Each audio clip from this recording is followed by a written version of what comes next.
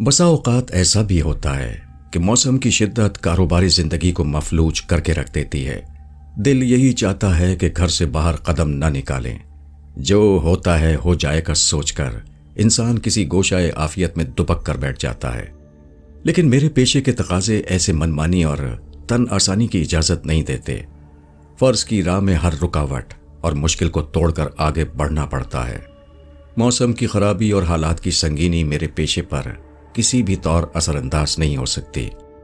بہر صورت فرض کی ادائیگی لازم ٹھہرتی ہے۔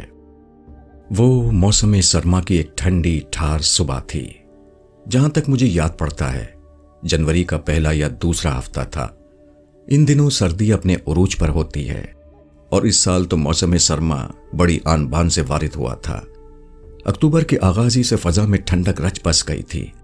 آثار و اتوار سے یہی لگتا تھا کہ اس بار موسم سرما مارچ تک کھنچا چلا جائے گا۔ اس حوالے سے جنوری کا وصف بہت ہی کسمہ پرس اور شدید ہو گیا تھا۔ رگوں میں خون منجمد کر دینے والی سردی نے کاروبار حیات کے ساتھ ہی حواس اور احساسات کو بھی معطل کر کے رکھ دیا تھا۔ میں اس برفیلی صبح میں حسب معمول تیار ہوا اور اپنی سیٹ پر جا بیٹھا۔ اگلے ہی لمحے حوالدار نبی جان میرے کمرے میں آ گیا۔ اس کے چہرے پر گمبھیرتا دیکھ کر میں چونک اٹھا۔ اس سے پہلے کہ میں اس سے کوئی استفسار کرتا، وہ اضطراری لہجے میں بولا، ملک صاحب، اچھا ہوا آپ آ گئے، ورنہ میں تو آپ کے کوارٹر کی طرف آ رہا تھا۔ کیوں بھائی؟ میں پوری طرح حوالدار کی جانب متوجہ ہو گیا۔ خیریت تو ہے نا؟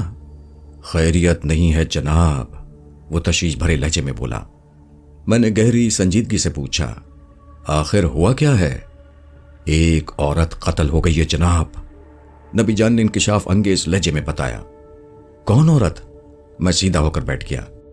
یہ قتل کہاں کس جگہ ہوا ہے؟ عورت کا نام آبدہ بتایا جاتا ہے، حوالدار وضاحت کرتے ہوئے بولا۔ اس کی لاش ادھر بیری والے کھو یعنی کنویں کے پاس پڑی ہے۔ بیری والا کھو؟ میں نے پرسوچ انداز میں کہا۔ وہ کھو جو ریلوے لائن کے اس پار کھیتوں میں ہے؟ جی ہاں، میں اسی کھو کی بات کر رہا ہوں، وہ تصدیقی انداز میں بولا۔ میں ان دنوں قصبہ رائے پور کے تھانے میں تعینات تھا اور یہاں میری تعیناتی کو ابھی صرف 3 ماہ ہوئے تھے۔ میں یہ دعویٰ کرنے کی پوزیشن میں نہیں تھا کہ میں اس علاقے اور وہاں بسنے والے لوگوں سے اچھی طرح واقف ہوں۔ یہ قصبہ دراصل ایک سڑک اور ریلوے لائن کے بیچ واقع تھا۔ ہمارا تھانہ سڑک کے کنارے بس اسٹاپ کے ساتھ تھا۔ ریلوے لائن کی دوسری طرف سرسبز و شاداب کھیتوں کا وسیع و عریض سلسلہ تا حد نگاہ پھیلا ہوا تھا۔ ریلوے لائن سے ایک کچی پگڈنڈی کھیتوں کی سمت جاتی تھی۔ مذکورہ بیری والا کھو اسی پگڈنڈی کے ساتھ تھوڑے فاصلے پر واقع تھا۔ میں نے حوالدار نبی جان کی آنکھوں میں دیکھتے ہوئے سوال کیا، یہ عورت کی قتل کی اطلاع کون لے کر آیا ہے؟ آیا تھا، حوالدار نے ٹھوس انداز میں جواب دیا۔ اس بندے کا نام مرتضیٰ ہے، ابھی تھوڑی دیر پہلے ہی واپس گیا ہے۔ مرتضیٰ اسی قصبے کا رہنے والا ہے۔ اس کا گھر مقتولہ عورت کے گھر کے نزدیک ہی ہے۔ مرتضیٰ کے گھر میں کوئی مسئلہ ہے، اس لیے فوراً واپس چلا گیا۔ میں نے گہری سنجیدگی سے کہا، مرتضیٰ نے مقتولہ عورت کے بارے میں اور کیا کیا بتایا ہے؟ اس عورت کا نام آبدہ ہے، نبی بخش نے جواب دیا۔ عمر 30 کے قریب ہے اور وہ ایک شادی شدہ عورت تھی۔ اس کی ایک 4 سالہ بچی بھی ہے۔ مقتولہ کا خاوند ملک سے باہر گیا ہوا ہے۔ میں نے پوری توجہ سے نبی جان کی بات سنی اور اس کے خاموش ہونے پر پوچھا، کیا ASI سکندر علی آ چکا ہے؟ نہیں جناب، حوالدار نے نفی میں گردن ہلائی۔ وہ آج ذرا دیر سے آئے گا، اس کا بچہ کل سے بیمار ہے۔ وہ رات جاتے ہوئے مجھے بتا کر گیا تھا۔ ASI سکندر علی کی رہائش اسی قصبے میں تھی، چنانچہ اگر تھانے میں کسی قسم کی ایمرجنسی نہ ہوتی تو وہ رات کو اپنے گھر چلا جایا کرتا تھا۔ مجھے پتا تھا کہ وہ ایک شادی شدہ شخص ہے اور اس کا ایک بیٹا بھی ہے، لیکن یہ بات میرے علم میں نہیں تھی کہ سکندر علی کا بیٹا ساجد بیمار ہے۔ میں نے حوالدار سے مخاطب ہوتے ہوئے کہا، نبی جان، 10-15 منٹ میں نکلنے کی تیاری کر لو، تم میرے ساتھ وقوع پر جاؤ گے۔ اوکے ملک صاحب، اس نے فرما برداری سے کہا اور میرے کمرے سے نکل گیا۔ نبی جان اپنے قد بد اور جسمانی ساخت سے پولیس والا نظر نہیں آتا تھا۔ اگر کوئی اسے یونیفارم کے بغیر دیکھتا تو اسے یقین نہ آتا کہ وہ پولیس والا ہے، بلکہ حوالدار ہے۔ لیکن نبی جان اپنے کام کا ماہر اور بڑا مستعد پولیس اہلکار تھا۔ مجھے اس تھانے میں تعینات ہوئے لگ بھگ 3 ماہ ہوئے تھے اور اس عرصے کے دوران یہ پہلی سنگین واردات میرے ہاتھ لگی تھی، ورنہ اب تک تو چھوٹے موٹے جھگڑے اور چوری چکاری کے کیس ہی نمٹانے کا موقع ملا تھا۔ قتل کی اس واردات کا سن کر میرے رگ و پے میں سنسنی سی دوڑ گئی تھی اور مجھے امید تھی کہ اس معاملے میں ہاتھ پاؤں کھولنے کا خوب موقع ملے گا۔ اس وقت میرا ذہن برق رفتاری سے مصروف عمل تھا۔ جیسے ہی نبی جان نے تیاری کی اطلاع دی، ہم دونوں تھانے سے نکل کر جائے وقوع کی سمت روانہ ہو گئے۔ نیم پختہ سڑک قصبے کے شمال میں اور ریلوے لائن جنوب میں واقع تھی، جبکہ بیری والا کھو ریلوے لائن کے جنوب میں کھیتوں کے درمیان پگ ڈنڈی کے کنارے پر تھا۔ ہمیں جائے واردات پر پہنچنے میں بمشکل 10 منٹ لگے ہوں گے۔ اس کنویں کو بیری والا کھو اس لیے کہا جاتا تھا کہ وہ ایک قدیم اور کنگ سائز بیری کے نیچے واقع تھا۔ بیری کے درخت کی بہت سی شاخیں مذکورہ کنویں کے اوپر سایہ کیے ہوئے تھیں۔ جب میں حوالدار نبی جان کی ہمراہی میں موقع واردات پر پہنچا تو وہاں درجن بھر افراد کو موجود پایا۔ ان کا تعلق اسی گاؤں سے تھا۔ پولیس کو باوردی وہاں دیکھا تو وہ ادھر ادھر ہو گئے۔ میں فوراً عورت کی لاش کے قریب چلا گیا اور بغور اس کا معائنہ کرنے لگا۔ وہ کنویں کی منڈیر کے ساتھ ہی کچھ زمین پر آڑی ٹیڑھی پڑی تھی۔ پہلی ہی نظر میں مجھے یقین ہو گیا کہ زندگی اس سے روٹ کر بہت دور جا چکی ہے۔ میں نے مقتولہ کی عمر کا اندازہ 28 اور 30 کے درمیان لگایا۔ وہ بلا شبہ ایک حسین اور جمیل عورت تھی، لیکن ان لمحات میں اس کی خوبصورتی اور رانائی ماند پڑ چکی تھی۔ اس کے بدن پر سرخ رنگ کا فلانیل کا لباس تھا جس پر چھوٹے چھوٹے سیاہ پھول بنے ہوئے تھے۔ پاؤں میں بند جوتی تھی جس کا رنگ سیاہ تھا۔ اس کی لاش کے قریب ہی گہرے نیلے رنگ کی ایک گرم شال بھی پڑی نظر آ رہی تھی۔ یہ شال موت کے منہ میں جانے سے قبل یقیناً اس نے اوڑھ رکھی تھی۔ مقتولہ کی ایک کلائی میں پیلے رنگ کی بلوری چوڑیاں نظر آ رہی تھیں اور 2-3 ٹوٹی ہوئی چوڑیاں لاش کے قریبی زمین پر پڑی ہوئی تھیں۔ اس کے لباس اور زمین پر گرنے کے انداز سے ظاہر ہوتا تھا کہ اپنی زندگی کے آخری لمحات میں موت سے لڑتے ہوئے اس نے بڑی جد و جہد کی تھی۔ اس کا فلانیل کا لباس جگہ جگہ سے گرد آلود ہو رہا تھا۔ ایک بات کی وضاحت کرتا چلوں، فلانیل ایک گرم اونی کپڑا ہوتا ہے جسے گاؤں دیہات میں اور بسا اوقات شہروں میں بھی فلالین کہا جاتا ہے۔ فلالین در حقیقت فلانیل کا بگاڑ ہے جو کہ غلط العوام ہے۔ میں آبدہ کی لاش کے قریب زمین پر اکڑو بیٹھ گیا اور بڑی باریک بینی سے اس کی گردن کا جائزہ لینے لگا۔ اس کی گردن کی حالت کسی نارمل گردن سے بہت مختلف دکھائی دے رہی تھی، اور پہلی نگاہ میں مجھے یہ سمجھنے میں کوئی دشواری محسوس نہ ہوئی کہ اسی گردن کو دبا کر آبدہ نامی اس عورت کو موت کے گھاٹ اتارا گیا تھا۔ میں نے اس بات کا بھی بخوبی اندازہ لگا لیا کہ مقتولہ کی گردن دبانے کے لیے کسی مضبوط رسی وغیرہ کا استعمال کیا گیا تھا۔ گردن کے محیط پر رسی کے مخصوص دباؤ کے واضح اثرات دیکھے جا سکتے تھے۔ لاش کے تفصیلی معائنے کے بعد میں اٹھ کر کھڑا ہو گیا، پھر حوالدار سے مخاطب ہوتے ہوئے کہا، نبی جان، تم جائے وقوع کے گرد و پیش کا اچھی طرح جائزہ لو۔ جو حکم ملک صاحب۔ یہ کہتے ہوئے وہ اپنے کام میں جت گیا۔ میں وہاں موجود لوگوں کی طرف متوجہ ہو گیا اور انہیں مخاطب کرتے ہوئے استفسار کیا، تم میں سے اس بدنصیب کا رشتہ دار کون ہے؟ ہمارے آنے سے پہلے وہ لوگ عورت کی لاش کے قریب جمع تھے، مگر ہمیں دیکھتے ہی وہ کنویں سے دور ہٹ گئے تھے۔ میری پکار پر 50-55 سال کا ایک شخص آگے بڑھا اور ٹوٹے ہوئے لہجے میں بولا، میرا نام وزیر علی ہے، میں آبدہ کا سسر ہوں جی۔ وزیر علی متناسب قد اور بھاری جسم کا مالک تھا۔ رنگ سانولا اور توند نکلی ہوئی تھی۔ سر کے بال کافی حد تک اڑ چکے تھے۔ اس نے اپنے چہرے پر ہلکی سی داڑھی بھی رکھی ہوئی تھی۔ اس سے پہلے کہ میں وزیر علی سے کوئی سوال کرتا، ایک صحت مند شخص تیزی سے آگے آیا اور اپنا تعارف کراتے ہوئے بولا، جناب تھانے دار صاحب، میرا نام راشد ہے۔ یہ آبدہ میری چھوٹی بہن ہے، میرا مطلب ہے یہ میری بہن تھی۔ میں نے چونک کر باری باری وزیر علی اور راشد کی طرف دیکھا۔ وہ دونوں میرے سوال کے جواب پر پورے اترتے تھے، یعنی وہ مقتولہ کے قریبی رشتہ دار تھے۔ راشد ایک مضبوط کاٹھی کا مالک تھا، رنگ گورا اور عمر 40 کے قریب تھی۔ یہ بات مجھے معلوم ہو چکی تھی کہ مقتولہ آبدہ اسی قصبے کی رہنے والی تھی اور اس کا خاوند روزگار کے سلسلے میں ملک سے باہر گیا ہوا تھا۔ اپنی معلومات میں اضافہ کرنے کے خاطر میں نے مقتولہ کے بڑے بھائی سے پوچھ لیا، راشد، کیا تم بھی ادھر رائے پور میں ہی رہتے ہو؟ جی ہاں، اس نے اس بات میں گردن ہلائی۔ ہم پچھلے 3 پیڑھیوں سے اسی گاؤں کے وسنیک ہیں جناب۔ وزیر علی کا گھر جنوبی سمت ریلوے لائن کے قریب ہے اور میں شمالی جانب رہتا ہوں۔ آپ تھانے سے آئیں تو پہلے میرا گھر پڑے گا۔ ٹھیک ہے، میں تم دونوں سے بعد میں باری باری بات کروں گا، میں نے تسلی آمیز لہجے میں کہا۔ پہلے موقع کی ضروری کارروائی مکمل ہو جائے۔ وہ دونوں خاموش ہو کر پیچھے ہٹ گئے، لیکن میں نے ایک بات خاص طور پر محسوس کی کہ ان کے مابین کوئی خوشگوار تعلقات نہیں تھے۔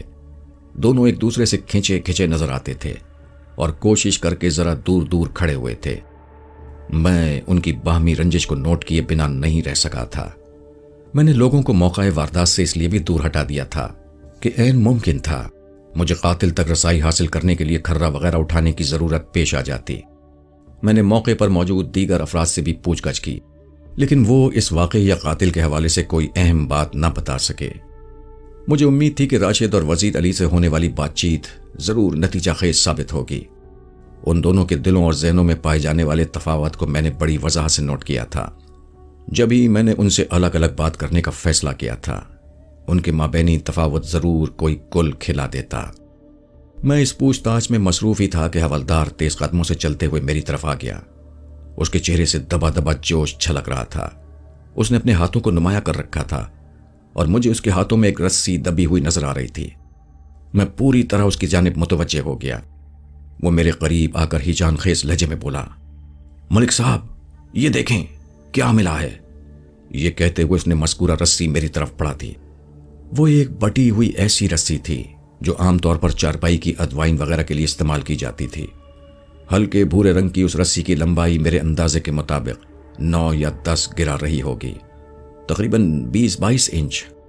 میں مقتولہ کی گردن کا تفصیلی جائزہ لے چکا تھا، لہذا اس رسی کو دیکھتے ہی میرے ذہن میں ایک جھماکہ سا ہوا اور میرا پہلا خیال یہی ابھرا کہ عابدہ کا گلا اسی رسی کی مدد سے دبایا گیا ہوگا۔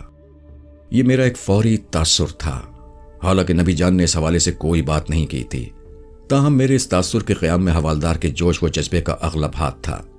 مجھے یقین تھا کہ وہ بھی میرے ہی انداز میں سوچ رہا تھا۔ میں نے مذکورہ رسی اس کے ہاتھ سے لے لی، پھر اسے اپنے ہاتھوں میں گھما پھرا کر نبی جان سے پوچھا، یہ تمہیں کہاں سے ملی ہے؟ جناب یہ کھو کے پرلی طرف سے ملی ہے۔ یہ بتاتے ہوئے اس نے ریلوے لائن کی جانب اشارہ کیا۔ ادھر کھیتوں میں یہ لگ بھگ 20 فٹ کے فاصلے پر پڑی تھی۔ جو کچی پگڈنڈی ریلوے لائن سے کھیتوں کی سمت آتی تھی، اس کا زاویہ جنوب مغرب میں بنتا تھا، اور بیری والا کھو مذکورہ پگڈنڈی سے مغرب میں 30 فٹ کے فاصلے پر واقع تھا، جبکہ رسی کے حوالے سے حوالدار نے جس سمت اشارہ کیا تھا وہ کھیتوں اور ریلوے لائن کا درمیانی حصہ تھا، یعنی کھو سے 20 فٹ دور ریلوے لائن کی جانب۔ اس زمانے میں فنگر پرنٹس اٹھانے کا رواج نہیں تھا، یا یوں سمجھیں کہ رواج عام نہیں ہوا تھا، اور اگر کوئی پولیس آفیسر کسی طرح بھی کوشش کر کے یہ کام سر انجام دے بھی ڈالتا تو عدالت اس کی کارکردگی کو بہت زیادہ اہمیت نہیں دیتی تھی جیسے کہ آج کل دی جاتی ہے۔ اس ثبوت کو سرسری انداز میں لیا جاتا تھا، لہٰذا تفتیشی افسر فنگر پرنٹس کے بکھیڑوں میں پڑنا ضروری نہیں سمجھتا تھا۔ میں نے حوالدار کے ذہن کا احوال جاننے کے لیے رسی اسے دکھاتے ہوئے پوچھا، نبی جان کیا تمہارے خیال میں یہ رسی آلہ قتل کی حیثیت کی حامل ہو سکتی ہے؟ بالکل ٹھیک کہا آپ نے، وہ سرسراتی ہوئی آواز میں بولا، میں تو اسی انداز میں سوچ رہا ہوں۔ آپ نے مقتولہ کی گردن کی حالت دیکھی ہے نا؟ بڑی اچھی طرح دیکھی ہے نبی جان، میں نے گمبھیر انداز میں کہا۔ وہ معنی خیز انداز میں سر کو اسباتی جنبش دے کر رہ گیا۔ میں نے آئندہ چند منٹ میں حوالدار کی مدد سے جائے وقوع کا نقشہ تیار کیا، پھر بیری والا کھو کے آس پاس کا وہ حصہ حصار زدہ بنا دیا جہاں سے قاتل کے سراغ کے سلسلے میں کھرا وغیرہ ملنے کے روشن امکانات تھے۔ اس مقصد کے لیے میں نے کھونٹے اور رسی منگوا کر مطلوبہ حصے کے گرد ایک باڑ سی کھینچ دی۔ اس کام سے فارغ ہونے کے بعد میں نے مقتولہ کی لاش کو سرکاری ہسپتال بھجوانے کا بندوبست کیا اور اس کے ورثاء کی جانب متوجہ ہو گیا۔ وزیر علی اور راشد ہی دو ایسی پارٹیاں تھیں جس سے پوچھ گچھ کے نتیجے میں کوئی ایسی بات سامنے آ سکتی تھی جو قتل کے اس کیس کو حل کرنے میں مددگار ثابت ہو سکتی تھی۔ جیسا کہ میں نے پہلے ذکر کیا ہے، میں نے ان دونوں افراد کے درمیان اچھا خاصا تناؤ محسوس کیا تھا۔ یہی تناؤ اس مرحلے پر بھی ایک مسابقت کی صورت میں ابھر کر سامنے آ گیا۔ راشد نے کہا، تھانے دار صاحب پہلے آپ مجھ سے سوال و جواب کریں۔ عابدہ میری چھوٹی بہن تھی، میں آپ کو زیادہ بہتر طور پر بتا سکتا ہوں کہ اس بیچاری کے ساتھ کیا ہوا ہوگا۔ وہ میرے بیٹے کی گھر والی تھی، وزیر علی نے ایک ایک لفظ پر زور دیتے ہوئے کہا۔ मेरी बहू और मेरी अकलौती पोती की माँ थी। आप उसके बारे में पहले मुझसे पूछगछ करें जी। आप लोग आपस में झगड़ा ना करें, वरना असल मामला खटाई में पड़ जाएगा, मैंने ठहरे हुए लहजे में कहा। मैं तुम दोनों को बोलने का पूरा मौका दूंगा, लेकिन एक उसूल के तहत। कैसा उसूल जी? वजीर अली ने उलझनज़दा नजरों से मेरी जानिब देखा। मैंने मुतहम्मिल लहजे में कहा, मौसम की सख्ती इस बात की इजाज़त और रियायत नहीं देती कि यहाँ खुली फजा में कचहरी लगाकर मजीद क़याम किया जाए। हमें किसी घर के अंदर बैठकर सब्र व सुकून से बात करना चाहिए। लिहाजा मैंने लम्हाती तवक्कुफ करके एक गहरी सांस खारिज की और हतमी अंदाज में अपना फैसला सुना दिया। लिहाजा जिसका घर जाया वकू से करीब है, पहले मैं उसका बयान दूंगा, उसके बाद दूसरे की बारी आएगी। मेरा फैसला सुनकर वजीर अली मुतमईन दिखाई देने लगा, क्योंकि क़ुर्राए सवाल उसके नाम निकल आया था। वो रेलवे लाइन की दूसरी तरफ रहता था, जबकि राशिद का घर कस्बे के दूसरे सिरे पर मेरे थाने के नज़दीक था। वो इस फैसले पर बुरा सा मुंह बनाकर रह गया, ताहम जबान से कुछ न कहा। मैंने उससे मुखातिब होते हुए कहा, राशिद, मुझे पूरी तरह इस बात का एहसास है कि यह सानेहा तुम्हारे लिए कितना तकलीफ देह है। मैं तुम्हारे दुख दर्द में बराबर का शरीक हूं।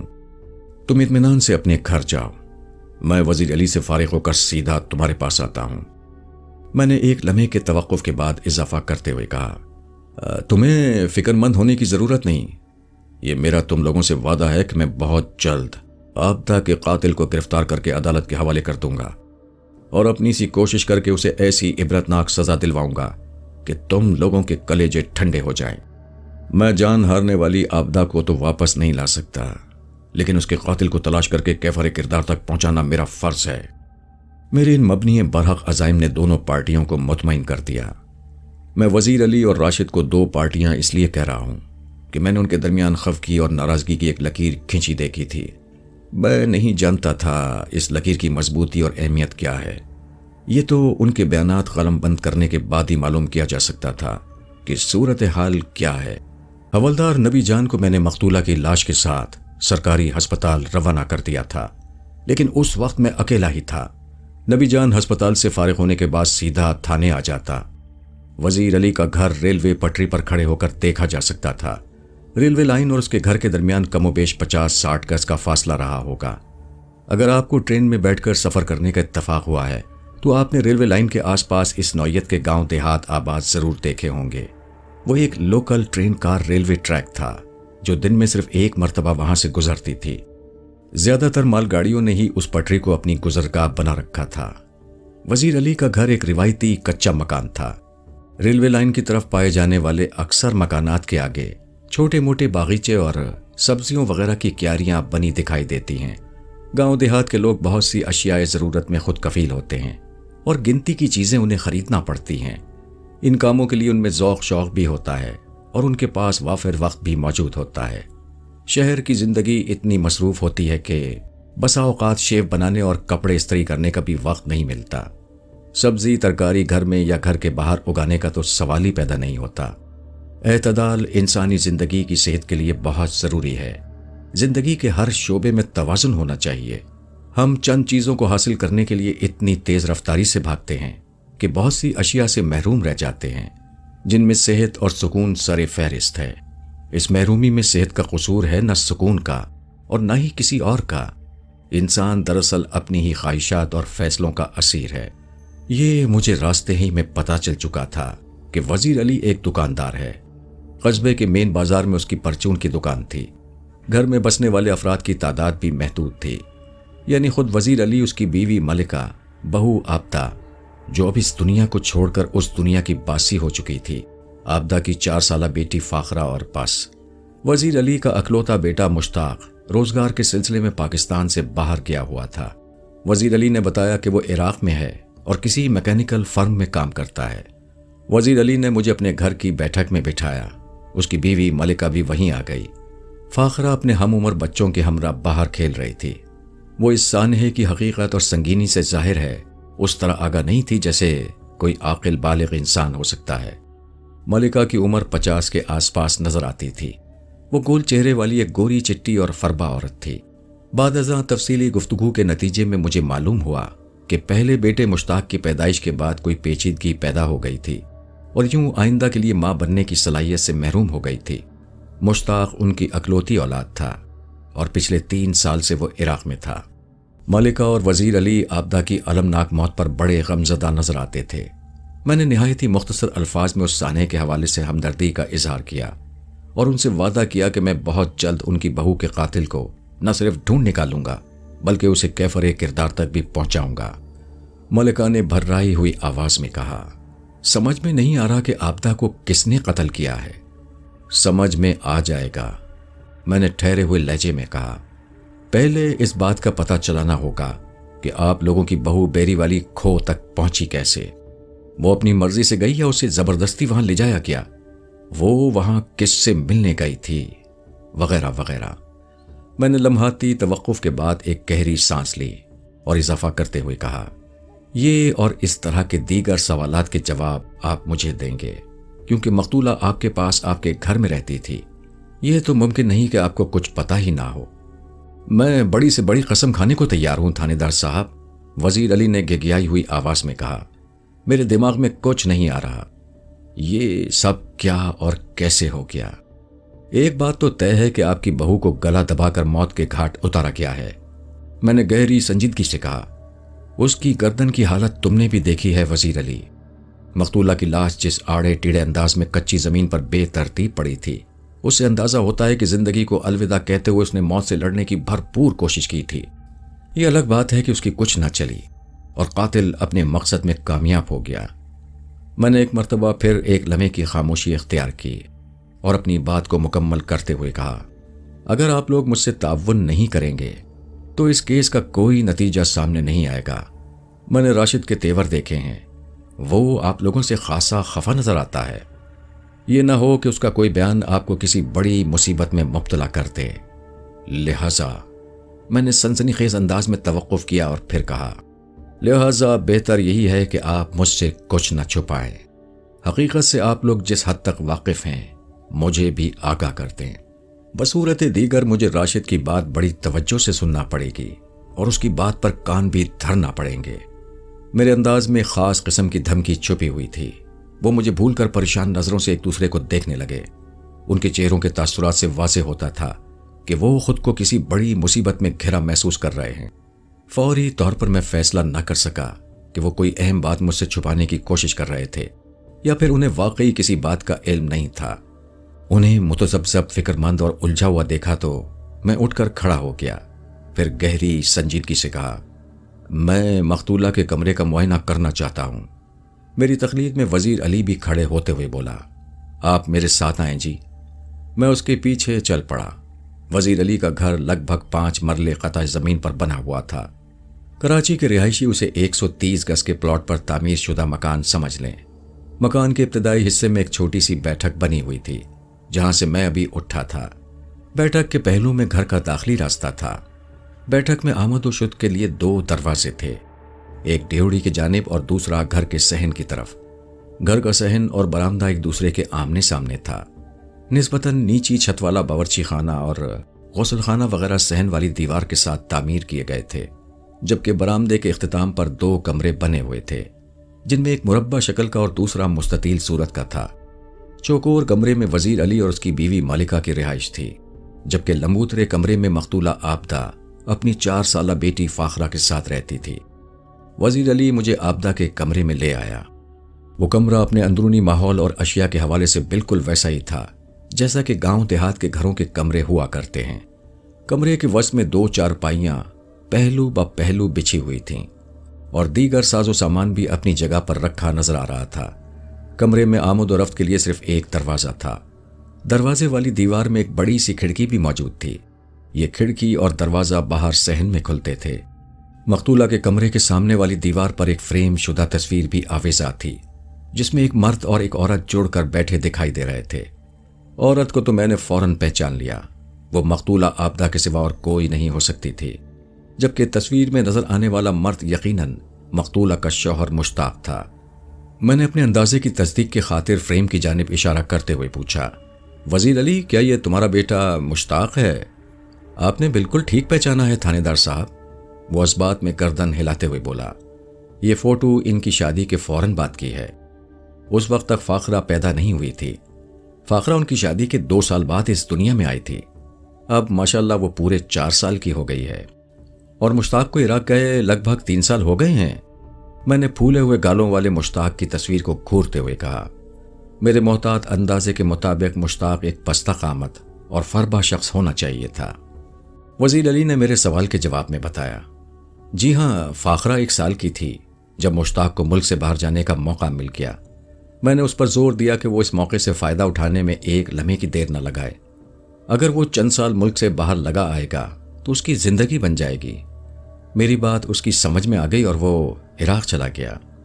کیا ان 3 سالوں میں تمہارا بیٹا ملنے کے لیے پاکستان آیا ہے؟ میں نے وزیر علی سے سوال کیا۔ یہ اس دور کا واقعہ ہے جب بیرون ملک جا کر روزی کمانے کے رجحان کا بھی آغاز ہوا تھا۔ خاص طور پر گاؤں دیہات میں رہنے والوں کے لیے یہ بالکل ایک نیا اور سنسنی خیز تجربہ تھا۔ عام طور پر لوگ لیبر میں جاتے تھے، بہت کم ہی ایسے ہوتے تھے جنہیں کسی ٹیکنیکل شعبے میں قسمت آزمائی کا موقع ملتا تھا، اور مشتاق انہی خوش نصیبوں میں سے ایک تھا۔ وہ عراق کی کسی میکینیکل فرم میں مشین مین کی حیثیت سے ملازم تھا۔ وزیر علی نے جواب دیا، نہیں جناب، وہ ان 3 سالوں میں ہم سے ملنے کے لیے ایک مرتبہ بھی یہاں نہیں آیا۔ البتہ 2-3 ماہ میں اس کی خیر خیریت کا خط آ جاتا ہے، اور جواب میں ہم بھی اسے خط لکھ دیتے ہیں۔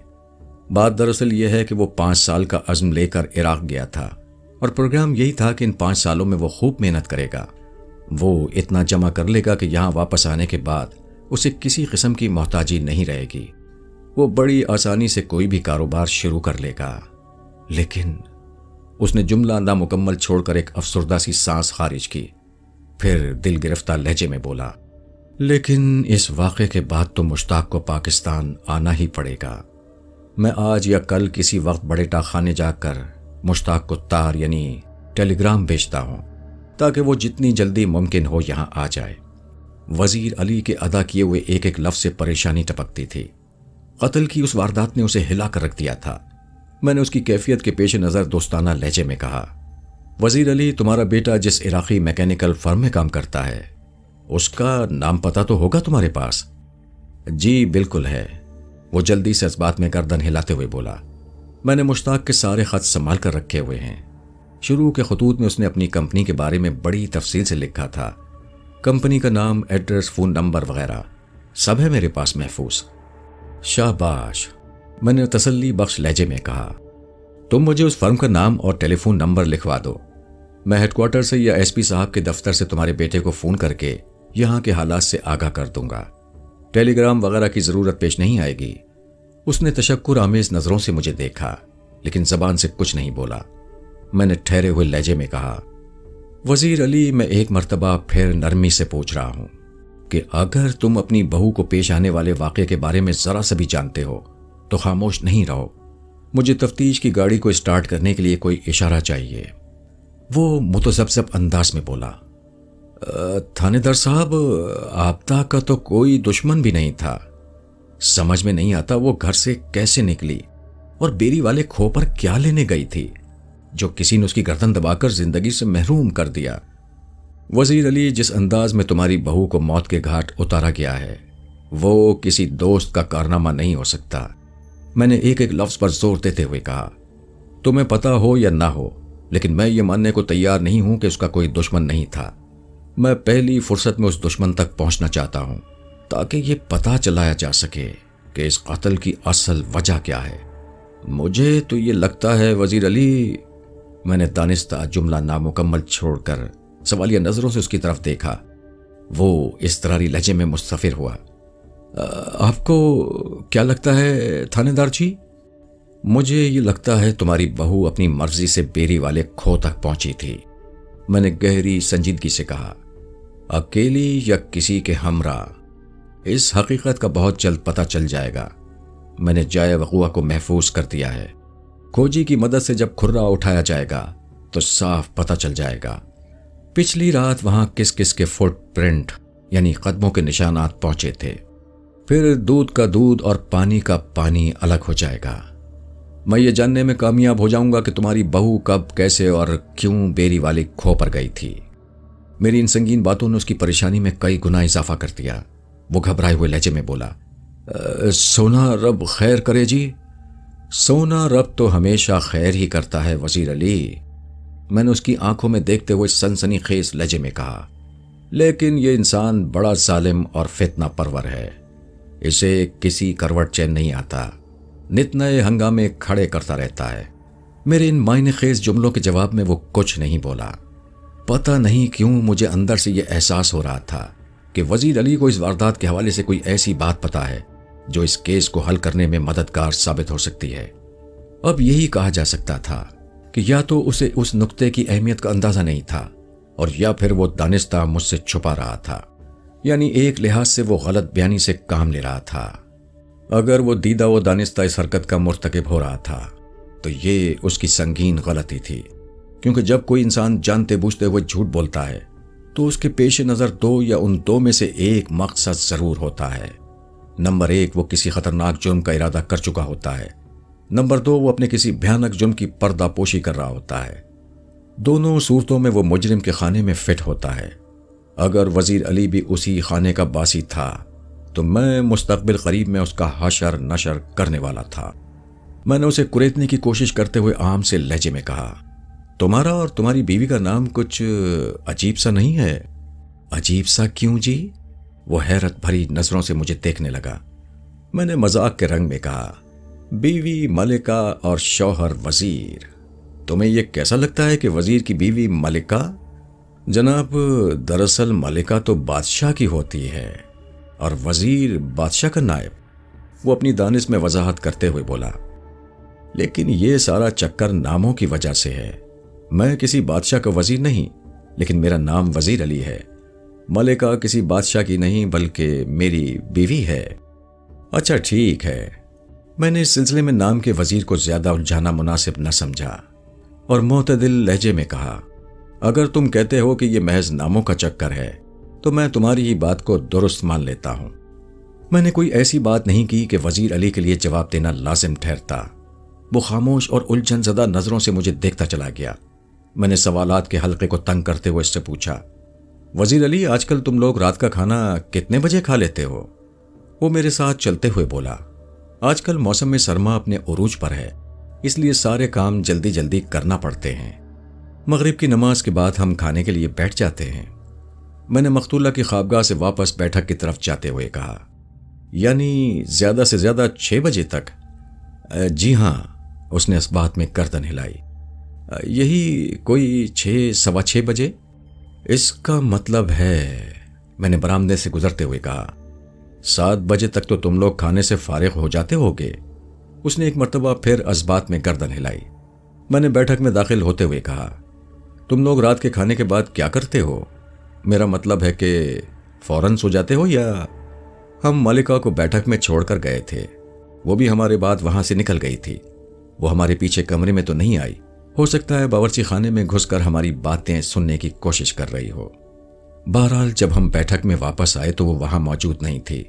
ताहम कबल इसके कि वजीर अली मेरे सवाल का जवाब देता, मलिका की आवाज सुनाई दी, थानेदार जी, मैं आपको बताती हूं। मैंने पलटकर अक़ब में देखा। मलिका एक छोटी सी बच्ची के साथ हमारी ही तरफ आ रही थी। बच्ची की उम्र कमोबेश 4 साल रही होगी। वो एक गोरी चिट्टी और गोल मटोल बच्ची थी जिसके घुंघराले बाल बड़े खूबसूरत नजर आ रहे थे। मेरे दिल ने गवाही दी कि वो मख्तूला की अकलौती बेटी फाखरा है। मुझे बच्ची की जानिब यकटुक देखते पाकर मलिका ने तस्दीकी लहजे में कहा, ये मेरी पोतरी फाखरा है। काफी देर से बाहर बच्चों के साथ खेल रही थी। आज बड़ी गजब की सर्दी है, इसलिए इसे अपने साथ अंदर ले आई हूं। बच्चे बड़े मासूम और नन्हे मुन्ने होते हैं, लेकिन पता नहीं ये किस मिट्टी के बने होते हैं, इन्हें जरा भी सर्दी नहीं लगती। हम बड़े सर्दी से ठिठर रहे होते हैं, मगर इन बच्चों को जरा भी परवाह नहीं। इनमें बेपनाह क़ुव्वत बर्दाश्त होती है। क़ुव्वत बर्दाश्त नहीं मलिका, बल्कि बेपरवाही और लाउबालीपन कहो। मैंने दिलकश नकूश वाली फाखरा की जानिब देखते हुए कहा, ये लोग अपने खेल कूद में इस हद तक मगन होते हैं कि इन्हें मौसम की सख्तियों का जरा भी एहसास नहीं होता, बल्कि ये तो यहां तक बेनियाज होते हैं कि इन्हें अपनी मां की मौत का भी इदराक नहीं हो पाता। मेरे आखिरी जुमले ने उन दोनों मियाँ बीवी को बेहद मलूल व अफसुर्दा कर दिया। تاہم ننھی فاخرہ ٹکر ٹکر ہم سب کی صورتیں دیکھنے لگی۔ میں نے صورتحال کی غمزدگی کو کم کرنے کی غرض سے اضافہ کیا۔ اسی لیے بزرگ کہتے ہیں کہ بچوں میں منافقت، مصلحت اور ریاکاری نہیں ہوتی، وہ تن اور من کے سچے ہوتے ہیں، ان کی ذات میں خدا چھلکتا ہے۔ ملکہ نے نظر اٹھا کر میری طرف دیکھا۔ میں نے کہا، ملکہ تم مجھے کچھ بتانے والی تھیں؟ اس نے میرے سوال کا جواب دینے سے پہلے فاخرہ کے ننھے منھے ٹھنڈے ٹھار ہاتھوں کو اپنی مٹھیوں میں بھر کر گرم کیا۔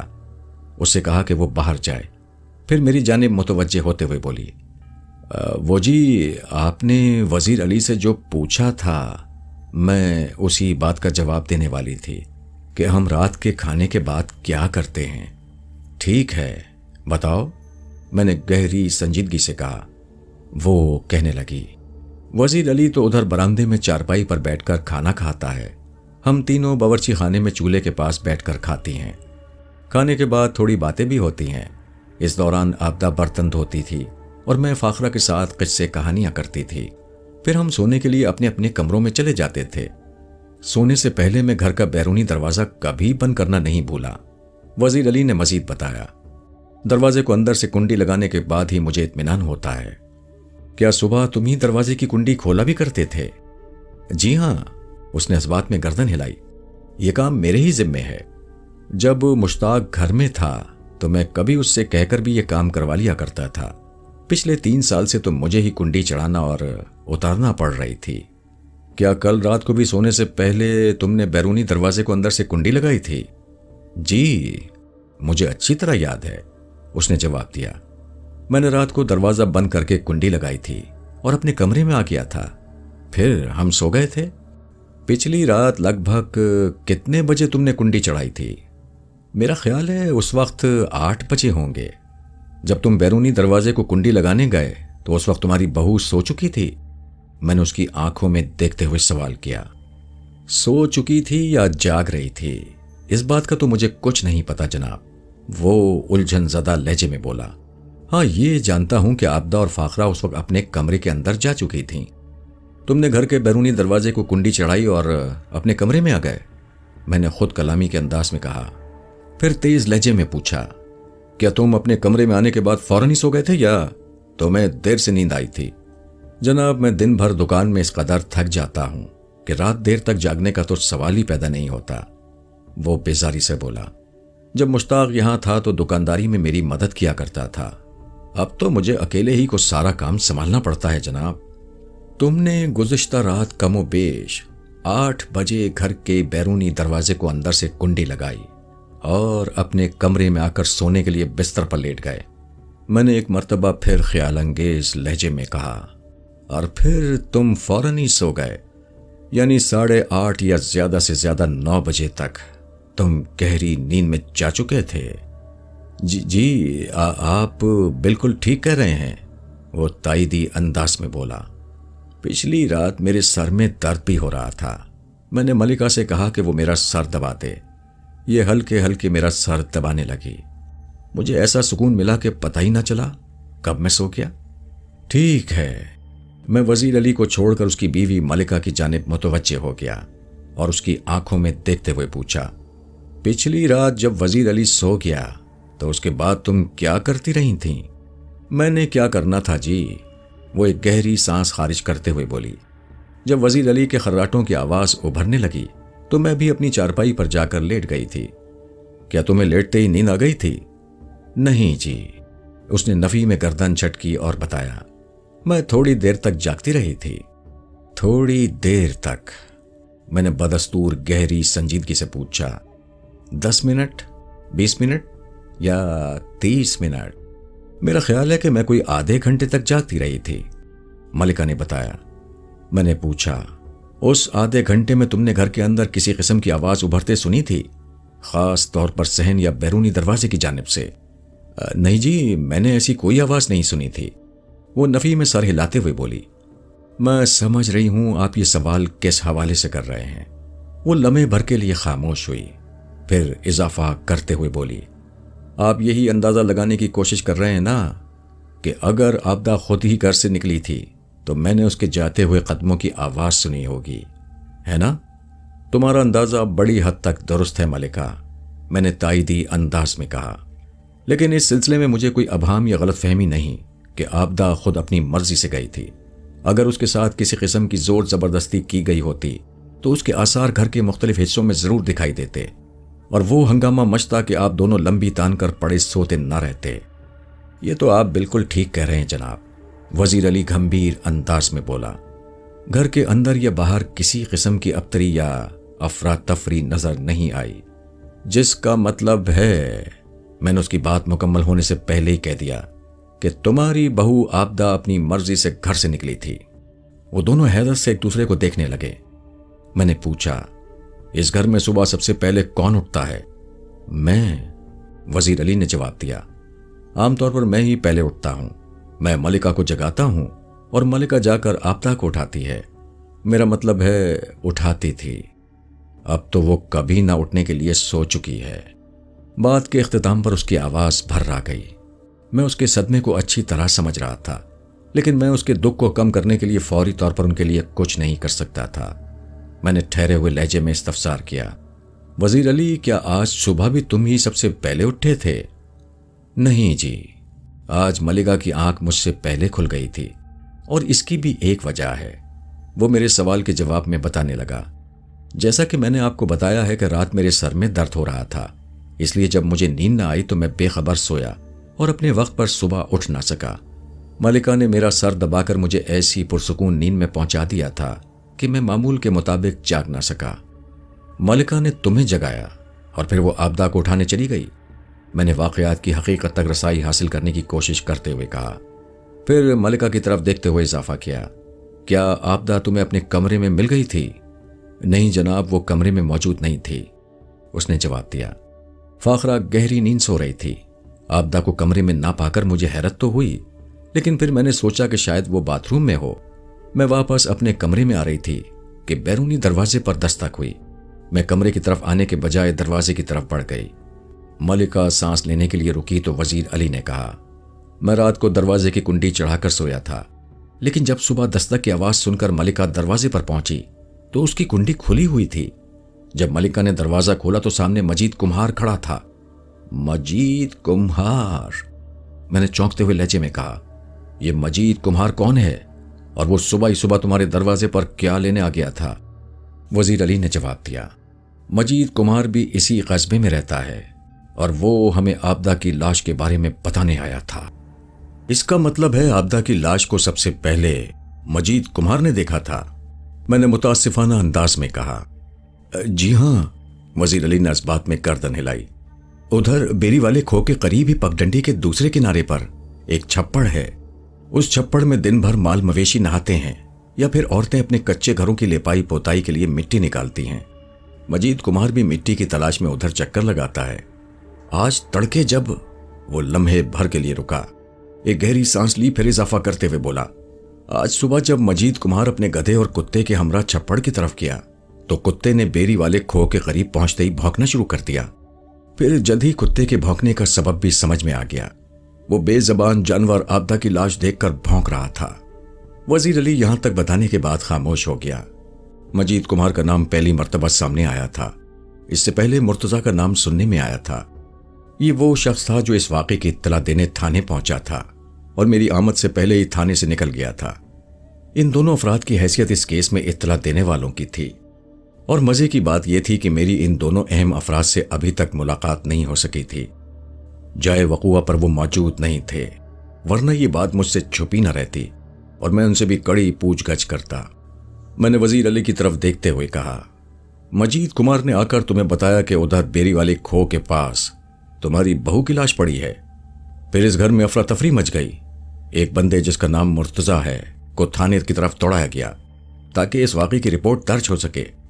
लेकिन दिलचस्प बात यह है, मैंने लम्हे भर को तवक्कुफ किया, फिर वजीर अली की आंखों में देखते हुए कहा कि अभी तक मजीद कुम्हार या मुर्तजा से मेरा सामना नहीं हो सका। हालांकि इन दो अहम अफराद को तो जाया वक़ू पर हाजिर रहना चाहिए था। क्या तुम मुझे उन दोनों के घरों के पते बता सकते हो? जी जरूर जरूर, ये कहते हुए वजीर अली ने मेरे मतलूबा दोनों अफराद के घरों की लोकेशन समझा दी। मैंने कहा, वजीर अली, मुझे उम्मीद है तुमने मुझसे कोई बात नहीं छुपाई होगी। اس بات میں کسی شک و شبے کی گنجائش باقی نہیں رہی کہ تمہاری بہو اپنی مرضی سے گھر سے نکلی تھی۔ اب وہ کس مقصد سے بیری والے کھو تک پہنچی اور وہاں اس کے ساتھ کیا واقعہ پیش آیا، اس کا میں بہت جلد پتہ چلا لوں گا۔ ویسے ایک بات تو تم بھی تسلیم کرو گے کہ کوئی بہت ہی ضروری کام ہوگا جو آبدہ اپنی 4 سالہ بچی کو سوتا چھوڑ کر ٹھنڈی ٹھار رات کی خوفناک تاریکی میں بیری والے کھو تک پہنچی تھی۔ وہ دونوں متذبذب اور الجھن زدہ نظروں سے مجھے دیکھنے لگے۔ ان کے چہروں اور آنکھوں میں خوف و دہشت کے سائے واضح طور پر لہراتے دیکھے جا سکتے تھے۔ اس واقعے سے زیادہ میری باتوں نے انہیں سراسیمہ کر دیا تھا۔ اسی لمحے ننھی فاخرہ بیٹھک میں داخل ہوئی اور اپنی دادی کی گود میں چڑھ کر بیٹھ گئی۔ اس کی حرکات و سکنات سے نہیں لگتا تھا کہ اسے اپنی ماں کے ساتھ پیش آنے والے واقعے کی خبر ہوگی۔ وہ بڑی مطمئن اور پرسکون دکھائی دیتی تھی۔ میں نے ملکہ کی طرف دیکھتے ہوئے کہا، لگتا ہے یہ بچی تمہارے ساتھ ہلی ہوئی ہے۔ آپ کا اندازہ بالکل درست ہے تھانے دار صاحب، وہ بڑے دلار سے فاخرہ کے سر پر ہاتھ پھیرتے ہوئے بولی۔ یہ صرف رات کو سونے کے لیے اپنی ماں کے پاس جاتی ہے۔ پچھلے سال اس کا دودھ بھی چھڑا دیا گیا ہے۔ اس کے بعد تو یہ ہر وقت میرے ہی پاس رہتی ہے یا پھر باہر بچوں کے ساتھ کھیلتی رہتی ہے۔ ماں کی اسے زیادہ پرواہ نہیں ہوتی۔ میں ملکہ کے آخری جملے سے قطعاً اتفاق نہیں کر سکتا تھا۔ بچہ چاہے 1 دن کا ہو یا 100 سال کا ہو جائے، ہر حال میں اسے اپنی ماں کی ضرورت ہوتی ہے۔ پہلی سے آخری سانس تک وہ قدم قدم پر ماں کی ضرورت محسوس کرتا ہے۔ اس حقیقت کا ادراک صرف انہی لوگوں کو ہے جو ماں ایسی ٹھنڈک سے محروم ہے۔ ملکہ نے ننھی فاخرہ کے حوالے سے جو کچھ بھی کہا تھا وہ ایک دادی کی محبت کا منہ بولتا ثبوت تھا۔ اس کا مطلب یہ ہرگز نہیں تھا کہ وہ فاخرہ کے لیے آبدہ کے وجود کو غیر ضروری سمجھتی تھی۔ میں اٹھ کر کھڑا ہو گیا۔ وزیر علی سمجھ گیا کہ میں نے جانے کا ارادہ کر لیا ہے۔ وہ بھی جلدی سے میری تقلید میں کھڑے ہوتے ہوئے بولا، 1 منٹ جناب۔ میں نے چونک کر سوالیہ نظروں سے اس کی طرف دیکھا۔ وہ وضاحت کرتے ہوئے بولا، آپ کو مشتاق کی کمپنی کا پتہ اور فون نمبر چاہیے تھا نا؟ آپ 1 منٹ رکیں، میں اس کے خط لے کر آتا ہوں۔ میں رک گیا۔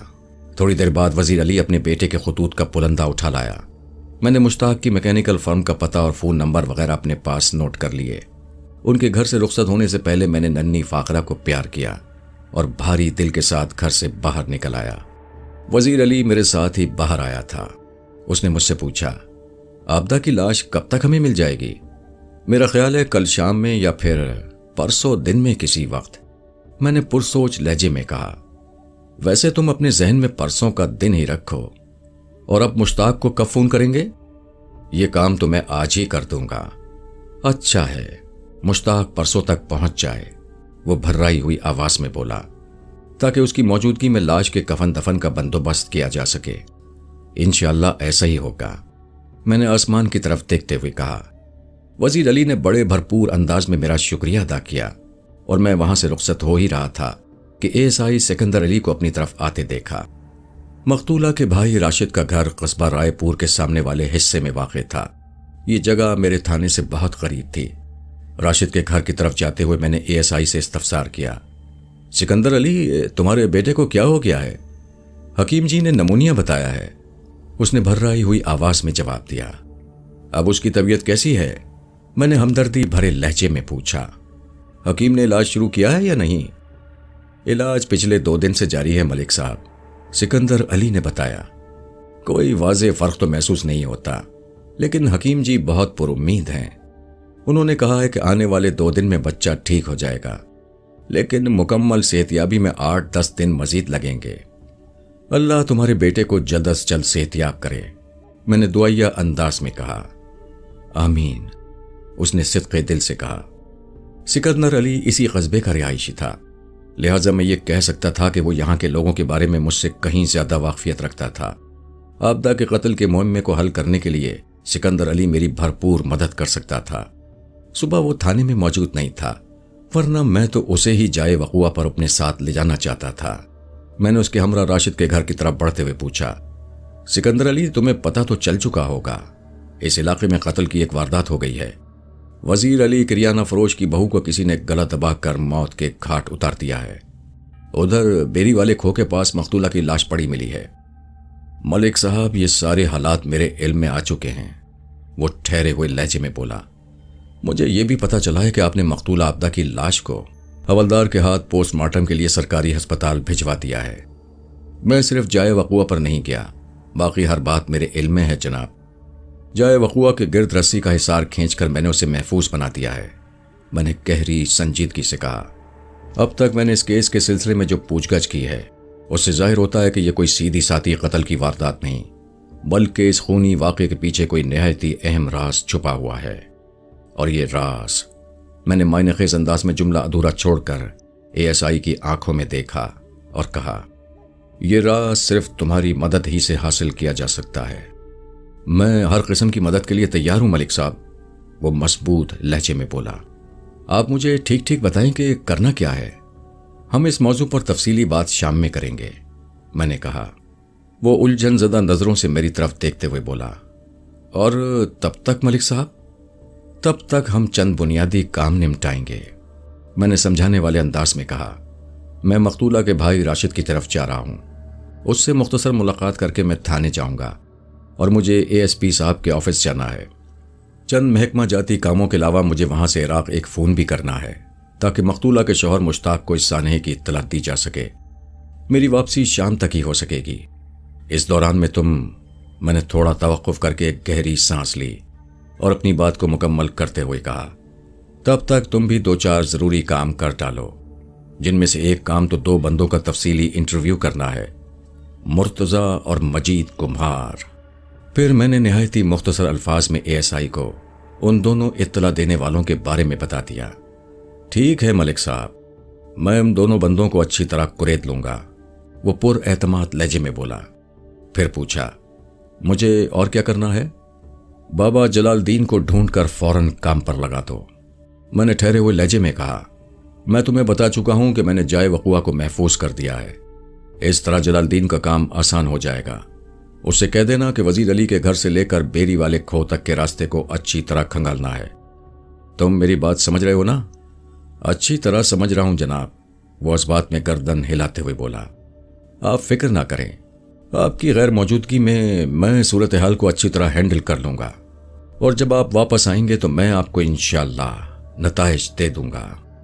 مجھے تم سے یہی امید تھی سکندر علی، میں نے ستائشی لہجے میں کہا۔ وہ میرا شکریہ ادا کر کے رخصت ہو گیا۔ جلال الدین عرف بابا جلالہ ایک عمر رسیدہ کھوجی تھا، دراز قد، سانولی رنگت، ہاتھ پاؤں اور کاٹھی کا مضبوط۔ وہ بڑی مزیدار باتیں کیا کرتا تھا، اپنے کام کا ایسا ماہر کہ کوئی دوسرا دور دور تک نظر نہیں آتا تھا۔ وہ زمین پر بیٹھ کر اپنی سرخ آنکھوں سے اس طرح مٹی کو گھورتا تھا جیسے وہ زمین نہ ہو بلکہ کوئی دقیق اور خستہ حال وہ کہنا سال کتاب ہو، جس میں مجرم کا نام بھول بھلائیوں کے سے انداز میں درج ہو اور وہ اس معمے کو حل کرنے کی کوشش کر رہا ہو۔ میں نے ASI سکندر علی سے اسی باب جلالے کی خدمت حاصل کرنے کو کہا تھا۔ راشد بڑی بےتابی سے میرا انتظار کر رہا تھا۔ جیسے ہی میں اس کے گھر پہنچا اس نے مجھے ایک الگ کمرے میں بٹھایا اور گہری سنجیدگی سے موجودہ صورتحال پر گفتگو کرنے لگا۔ اس نے چھوٹتے ہی مجھ سے سوال کر دیا، ملک صاحب کچھ پتہ چلا میری بہن کے ساتھ کیا واقعہ پیش آیا ہے اور اس کا قاتل کون ہے؟ ابھی تک قاتل کے بارے میں کوئی اشارہ نہیں ملا، میں نے صاف گوئی کا مظاہرہ کرتے ہوئے کہا۔ وزیر علی اور اس کی بیوی ملکہ سے جو باتیں ہوئی ہیں ان سے کوئی نتیجہ برآمد نہیں ہوا، وہ اس واقعے اور عابدہ کے قاتل کے بارے میں کچھ نہیں جانتے۔ میں نے کھوجی کو کھرے کے کام پر لگا دیا ہے، انشاءاللہ شام تک کوئی نتیجہ سامنے آ جائے گا۔ کھوجی تو اپنی جگہ کام کرتا ہی رہے گا ملک صاحب، وہ معنی خیز لہجے میں بولا، لیکن آپ وزیر علی پر توجہ دیں، یہ اتنا سیدھا نہیں جتنا اوپر سے نظر آتا ہے۔ اس کی بات نے مجھے چونکنے پر مجبور کر دیا۔ جائے وقوع پر بھی میں نے راشد کے تیوروں کو مشاہدہ کیا تھا، وہ وزیر علی سے خاصا نالا اور خفا نظر آتا تھا۔ ان دونوں کے بیچ ضرور کوئی ایسا پیچ موجود تھا جس کو کھولنا ضروری تھا۔ میں نے اس کی آنکھوں میں دیکھتے ہوئے گہری سنجیدگی سے کہا، راشد تم کہنا کیا چاہتے ہو؟ راشد کی عمر 40 کے آس پاس تھی۔ وہ غلہ منڈی میں ایک آڑتی حاجی مراد کا منشی تھا، لیکن اس واقعے کی وجہ سے وہ آج دکان پر نہیں گیا تھا۔ راشد کے باپ ارشد کا انتقال ہو چکا تھا، 60 سالہ بوڑھی والدہ اللہ رکھی اس کے ساتھ رہتی تھی۔ راشد کی بیوی کا نام بلقیس تھا۔ ان کی اولادوں میں 2 بیٹے حفیظ اور عارف اور ایک بیٹی آمنہ تھی۔ آمنہ کی عمر 8 سال رہی ہوگی۔ دونوں بھائی اس سے چھوٹے تھے۔ حفیظ 7 سال اور عارف 5 سال کا تھا۔ راشد اور بلقیس کی شادی کو 10 سال ہو گئے تھے۔ میرے سوال کے جواب میں راشد نے بتایا، جناب اگر میرا بس چلے تو اس شخص کو میں اتنے چوتے ماروں کہ اس کے سر پر ایک بال نہ رہے۔ بےغیرتی اور کمینگی کی بھی کوئی حد ہوتی ہے، مگر اس نے ساری حدیں ہی توڑ ڈالی ہیں۔ میں تو ابھی تک یہی سمجھ رہا تھا کہ راشد محض وزیر علی کو ناپسند کرتا ہے، لیکن راشد کے حالیہ غسیل انداز سے ظاہر ہوتا تھا کہ وہ اس سے شدید نفرت کرتا ہے۔ یہ اس کیس کا ایک نیا، انوکھا اور سنسنی خیز زاویہ تھا۔ مجھے امید ہو چلی کہ اگر میں نے راشد کو اچھی طرح ہینڈل کر لیا تو کوئی نہ کوئی ایسا سرا ضرور میرے ہاتھ آ جائے گا جسے تھام کر میں قاتل تک پہنچ سکوں گا۔ میں نے بڑی توجہ سے اس کی بات سنی اور اس کے خاموش ہونے پر کہا، راشد تو مجھے تفصیل سے بتاؤ کہ وزیر علی سے تمہیں کیا شکایات ہیں؟ شکایات؟ وہ اس اکلوتے لفظ کو چباتے ہوئے بولا، جناب بات شکوے اور شکایت کی نہیں ہے، انسان میں انسانیت ہونا چاہیے۔ اس بندے کا میری بہن کے ساتھ جو سلوک ہے وہ بہت ہی غیر انسانی اور غیر اخلاقی ہے۔ میں غصے کی شدت میں وہ جملہ نامکمل چھوڑ کر خاموش ہو گیا۔ میں نے دیکھا وہ اپنے دونوں ہاتھوں کی مٹھیوں کو کھول بند کر رہا تھا۔ میں نے پچکارنے والے انداز میں کہا، راشد میں جانتا ہوں کہ وزیر علی میں کون کون سی غیر اخلاقی اور غیر انسانی عادت ہے، خاص طور پر تم اپنی بہن آبدہ کے حوالے سے بتاؤ۔ وہ کمینہ میرے بہن کے کردار پر شک کرتا تھا، وہ زہریلے لہجے میں بولا۔ کردار پر شک؟ میں نے سوالیہ نظروں سے راشد کو دیکھا۔ کیا مطلب ہے تمہارا؟ وہ عورت جو اس کی بہو تھی اور اسی کے گھر میں رہتی تھی، وہ اسی کی ذات کو شک کی نگاہ سے دیکھتا تھا، لیکن وہ ایسا لگتا تو نہیں؟ تھانے دار صاحب، میں نے تو آپ سے پہلے ہی کہا تھا کہ وہ بظاہر جتنا سیدھا اور شریف نظر آتا ہے ایسا ہے نہیں، وہ طنزیہ لہجے میں بولا۔ اور اس مردود کی یہ خبیث خصلت بھی آبدہ کی شادی کے بعد ہی سامنے آئی تھی۔ ہم نے تو مشتاق کو دیکھ کر اس رشتے کی حامی بھر دی تھی۔ اللہ جھوٹ نہ بلوائے، اس کا پیٹ پیچھا ہے، مگر یہ حقیقت ہے کہ مشتاق ہیرا آدمی ہے۔ وہ جب تک یہاں رہا میری بہن کو کسی قسم کی پریشانی نہیں ہوئی، لیکن اس کے عراق جاتے ہی ایک سے بڑھ کر ایک مسئلہ کھڑا ہونے لگا۔ میں نے تو سوچ لیا تھا جناب کہ اگر بات زیادہ بڑی تو میں آبدہ کو اپنے گھر واپس لے آؤں گا۔ 2 ماں بیٹی مجھ پر بوجھ نہیں بن سکتی۔ جب مشتاق عراق سے واپس آتا تو میں اسے اپنے پاس بٹھا کر بات کرتا، پھر جو بھی فیصلہ ہوتا، مگر میں سوچتا ہی رہا اور میری بہن جان سے چلی گئی۔ آبدہ کی المناک موت ایک افسوسناک واقعہ ہے جس کا جتنا بھی سوگ منایا جائے کم ہے۔ میں نے راشد کے زخموں پر الفاظ کا مرہم رکھتے ہوئے کہا، میری یہ کوشش ہے کہ میں جلد از جلد تمہاری بہن کے قاتل تک پہنچ جاؤں۔ اس سلسلے میں مجھے تمہارے تعاون کی ضرورت ہے راشد، تمہاری مدد کے بغیر میں 1 انچ آگے نہیں بڑھ سکتا۔ صورتحال نے جیسی نازک اور حساس پٹری پکڑ لی تھی، اس کا تقاضا تھا کہ میں بڑی احتیاط کے ساتھ راشد کے دل اور دماغ کو ٹٹولوں تاکہ یہ ملاقات نتیجہ خیز ثابت ہو سکے۔ میری بات کے جواب میں اس نے کہا، جی حکم کریں، آپ مجھ سے کس قسم کا تعاون چاہتے ہیں؟ میں نے اپنے لہجے کو پراسرار بناتے ہوئے نہایتی رازدانہ انداز میں کہا، راشد اس کمرے میں ہم دونوں کے سوا اور کوئی نہیں ہے۔ یہ بھی حقیقت ہے کہ ہماری آواز کمرے کے باہر نہیں سنی جا سکتی۔ تم بے فکری سے اپنے دل کی بات کہتے ہو، کیا تم وزیر علی کو آبدہ کا قاتل سمجھتے ہو؟ اس نے بڑی صورت سے پلکیں جھپکائیں اور اضطراری لہجے میں بولا، میرا یہ مطلب تو نہیں تھا جناب۔ گویا، میں نے بدستور اس کی آنکھوں میں دیکھتے ہوئے کہا، تم یہ کہنا چاہتے ہو کہ وزیر علی آبدہ کا قاتل نہیں؟ جناب، وہ متذبذب لہجے میں بولا، دراصل میں وزیر علی کے قاتل ہونے یا نہ ہونے کی بات نہیں کر رہا تھا، میں تو اس کی کم ظرفی اور گھٹیا پن کے بارے میں آپ کو بتا رہا تھا۔ اچھا، تو تم صرف یہ کہنا چاہتے تھے کہ وزیر علی کو تمہاری بہن کے کردار پر شک تھا؟ میں نے ٹھہرے ہوئے لہجے میں پوچھا۔ جی ہاں، مجھے اس پر اسی بات کا غصہ ہے، وہ دانت پیستے ہوئے بولا۔ کیا اس حوالے سے اس نے کسی شخص کا نام بھی لیا تھا؟ میں نے پوچھا۔ میرا مطلب ہے مقتولہ کے کردار کے حوالے سے۔ جی نہیں، ایسا کوئی نام سامنے نہیں آیا، وہ نفی میں گردن ہلاتے ہوئے بولا۔ اور دکھ کی بات تو یہ ہے کہ اس مردود نے اس سلسلے میں مجھ سے بات نہیں کی، بلکہ ایک غیر کے سامنے بکواس کی، اور اڑتی اڑتی یہ خبر میرے کانوں تک پہنچ گئی۔ اب اس قتل کی اس کہانی میں اہم موڑ آنا شروع ہو گئے تھے۔ میں نے محسوس کیا کہ وہ اہم سرا میرے ہاتھ لگنے ہی والا ہے۔ جس کی تلاش میں پچھلے کئی گھنٹوں سے سر کھپا رہا تھا اور جس کے سہارے میں اپنے ہاتھوں کو قاتل کی گردن تک پہنچا سکتا تھا۔ میں نے راشد کو گھسنے کی کوشش جاری رکھتے ہوئے پوچھا، اس غیر شخص کا نام کیا ہے جس سے وزیر علی نے اپنی بہو یعنی تمہاری بہن کے بارے میں الٹی سیدھی باتیں کی تھیں؟ راشد نے تلخ لہجے میں جواب دیا، اس بندے کا نام اکرام اللہ ہے۔ اکرام اللہ تمباکو کا کاروبار کرتا ہے اور اس کی دکان وزیر علی کی دکان سے جڑی ہوئی ہے، اور اتفاق دیکھیں کہ وہ لمحے بھر کے لیے رکا، ایک گہری سانس خارج کرتے ہوئے بولا، اسی اکرام اللہ کا گھر میرے گھر کے برابر میں واقع ہے۔ وہ دکانداری میں وزیر علی کا پڑوسی ہے اور رہائش گاہی میں میرا پڑوسی ہے۔ بات جب مردوں کی زبان سے نکل کر عورتوں تک پہنچتی ہے تو اس کو سنبھال کر رکھنا مشکل ہو جاتا ہے۔ یہی حال اس معاملے میں بھی ہوا۔ اکرام اللہ نے اپنی بیوی سائرہ سے ذکر کیا، پھر یہ معاملہ میری بیوی تک پہنچا اور مجھے بھی خبر ہو گئی۔ یہ ہے ساری کہانی جناب۔ کہانی خاصی خطرناک اور الجھی ہوئی ہے راشد، میں نے مدبرانہ انداز میں کہا۔ پھر پوچھا، جب یہ قصہ تمہارے علم میں آیا تو تم نے وزیر علی سے پوچھ تاچھ نہیں کی؟ کم از کم تمہیں اس معاملے کی تصدیق تو کرنا چاہیے تھی۔ جناب، میں پچھلے 3 سالوں میں وزیر علی کے مزاج اور فطرت کو اچھی طرح سمجھ گیا ہوں۔ وہ برا سا منہ بناتے ہوئے بولا، مجھے پتا تھا اگر میں نے اس سلسلے میں اس سے باس پرس کی تو وہ ایک طوفان کھڑا کر دے گا، لہٰذا میں نے اس کے منہ لگنے کی کوشش نہیں کی۔ ویسے بھی وہ تھوڑی دیر کے لیے رکا اور پھر بات مکمل کرتے ہوئے بولا، میں نے بلقیس سے مشورہ کرنے کے بعد فیصلہ کیا تھا کہ ہم مشتاق کی واپسی کا انتظار کریں گے۔ وہ ایک سمجھدار اور معقول انسان ہے، ہماری بات کو سمجھ جائے گا۔ اس کا وزیر علی پر بھی زور چلتا ہے، وہ اس معاملے کو اچھی طرح سنبھال سکتا تھا۔ وزیر علی سے الجھنے کا کوئی فائدہ نہیں تھا۔ میں نے پرسوچ انداز میں ہمکاری بھری اور پوچھا، کیا ان معاملات کا تمہاری والدہ لرکی کو بھی علم ہے؟ نہیں جناب، اس نے نفی میں گردن ہلائی۔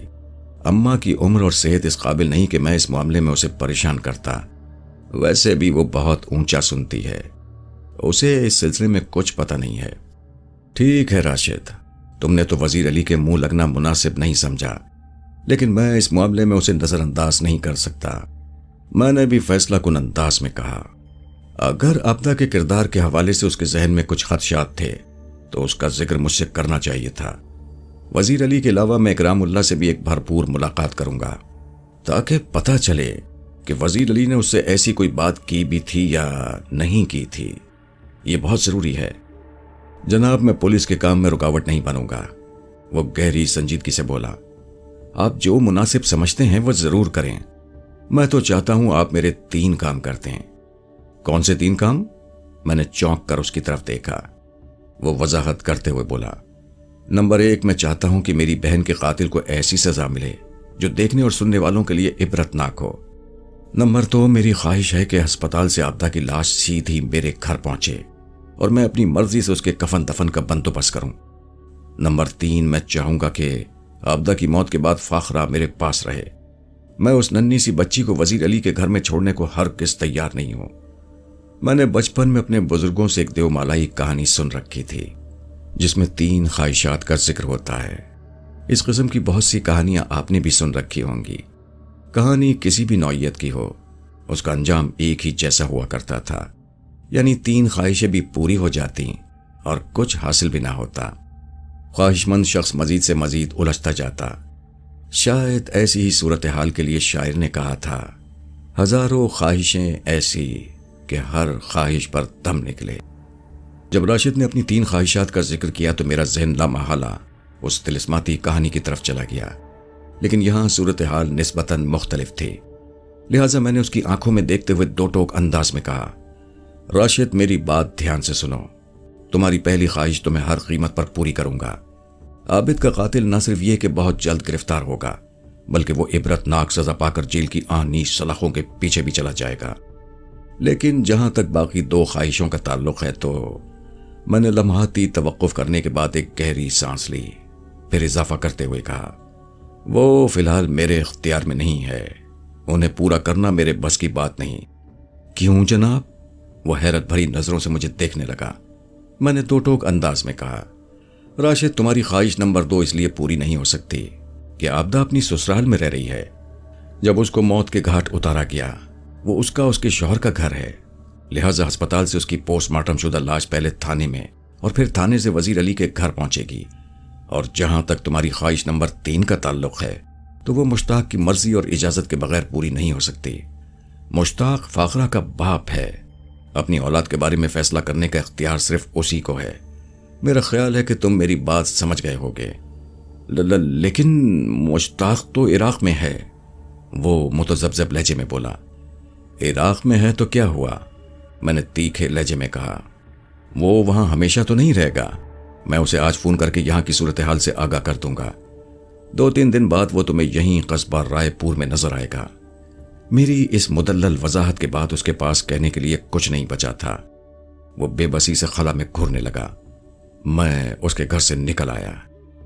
راشد سے ملاقات کے بعد ایک نیا قابل تفتیش کردار سامنے آیا تھا۔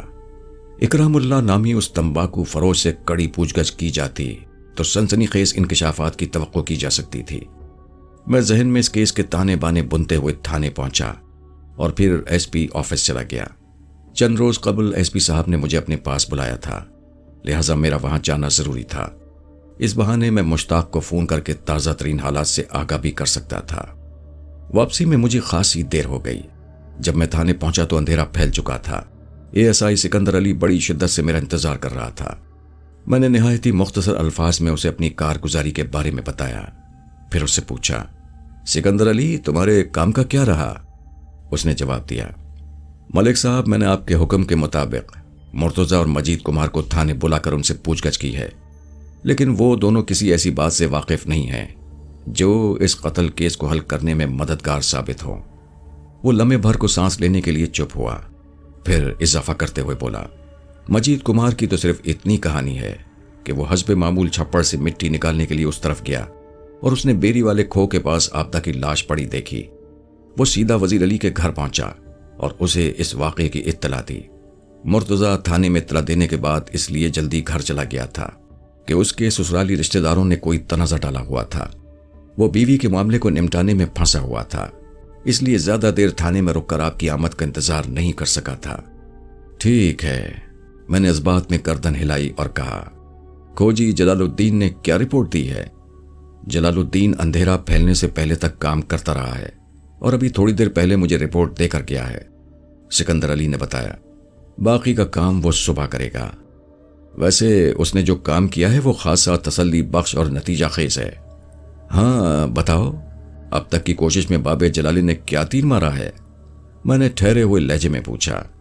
اس نے جواب دیا، وزیر علی کے گھر سے بیری والے کھو تک مقتول آبدہ کا کھرا صاف مل گیا ہے۔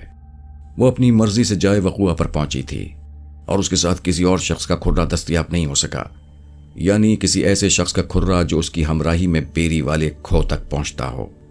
اس کا مطلب ہے گزشتہ رات وہ گھر سے نکلی اور اکیلی ہی بیری والے کھو تک پہنچی تھی۔ اس بات کا اندازہ تو میں کھرا اٹھوانے سے پہلے ہی لگا چکا تھا، میں نے پرسوچ انداز میں کہا۔ اگر سچی بات کہوں تو مجھے یقین ہو چلا ہے وہ کسی مرد سے ملنے بیری والے کھو تک گئی تھی۔ کس سے ملنے، کیوں ملنے، اور اسے قتل کیوں کیا گیا؟ اسے کس نے قتل کیا؟ ان سوالات کے جوابات چاہیے مجھے۔ میں نے لمحاتی توقف کیا، ایک گہری سانس خارج کی اور اضافہ کرتے ہوئے پوچھا، جلال الدین جائے وقوع کے بارے میں کیا رپورٹ دیتا ہے؟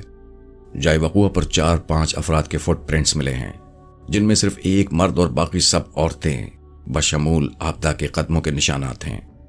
کھو پر عموماً عورتیں ہی پانی بھرنے جاتی ہیں، لہٰذا یہ کوئی غیر معمولی بات نہیں، لیکن جلال الدین نے الجھن زدہ انداز میں کہا تھا کہ ایک بات اس کی سمجھ میں نہیں آئی، لہٰذا پوری تصدیق کرنے کے بعد وہ اس کے بارے میں بتائے گا۔ وہ بات یقیناً اس مرد کے حوالے سے ہوگی جس کے قدموں کے نشانات بیری والے کھو پر پائے گئے ہیں۔ میں نے اظہار خیال کرتے ہوئے کہا، شاید وہ انہی نشانات کے بارے میں کسی حتمی نتیجے پر پہنچنا چاہتا ہے۔ ایسی بات نہیں ہے جناب، ASI سنجیدگی سے بولا۔ اس مرد کے قدموں کے نشانات کو تو جلال الدین نے کوئی اہمیت نہیں دی، اسے یقین ہے وہ کھرا 3-4 روز پرانا ہے، لہٰذا گزشتہ رات والی واردات سے اس مرد کا کوئی تعلق نہیں ہو سکتا۔ اوہ، میں نے متاسفانہ انداز میں سر کو مخصوص جنبش دی اور کہا، تو کیا جلال الدین کا یہ خیال ہے کہ پچھلی رات وہاں کوئی مرد گیا ہی نہیں؟ کیا آبدہ کو کسی عورت نے قتل کیا ہے؟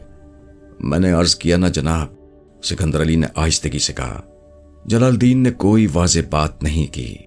جو سوالات آپ کے ذہن میں ابھر رہے ہیں یہ میں نے بھی اس سے پوچھے تھے، لیکن اس نے یہی کہا ہے کہ وہ صبح ایک مرتبہ پھر جائے وقوع کا جائزہ لے گا، اس کے بعد ہی کوئی فیصلہ کن بات کرے گا۔ میں نے محسوس کیا ہے کہ وہ کسی نقطے پر بری طرح الجھا ہوا تھا۔ ٹھیک ہے سکندر علی، میں نے سوچ میں ڈوبے ہوئے لہجے میں کہا، میں صبح تک انتظار کر لوں گا۔ دیکھتے ہیں جلال الدین کون سا سنسنی خیز انکشاف کرتا ہے، بلکہ میں کل اس کے ساتھ رہوں گا، پھر ساری صورتحال مجھ پر واضح ہو جائے گی۔ ہاں سر، یہ زیادہ مناسب ہوگا، سکندر علی نے تائیدی انداز میں کہا۔ پھر پوچھا، آپ مجھ سے کوئی ضروری بات کرنے والے تھے، بلکہ مجھے کوئی اہم ذمہ داری سونپنے والے تھے؟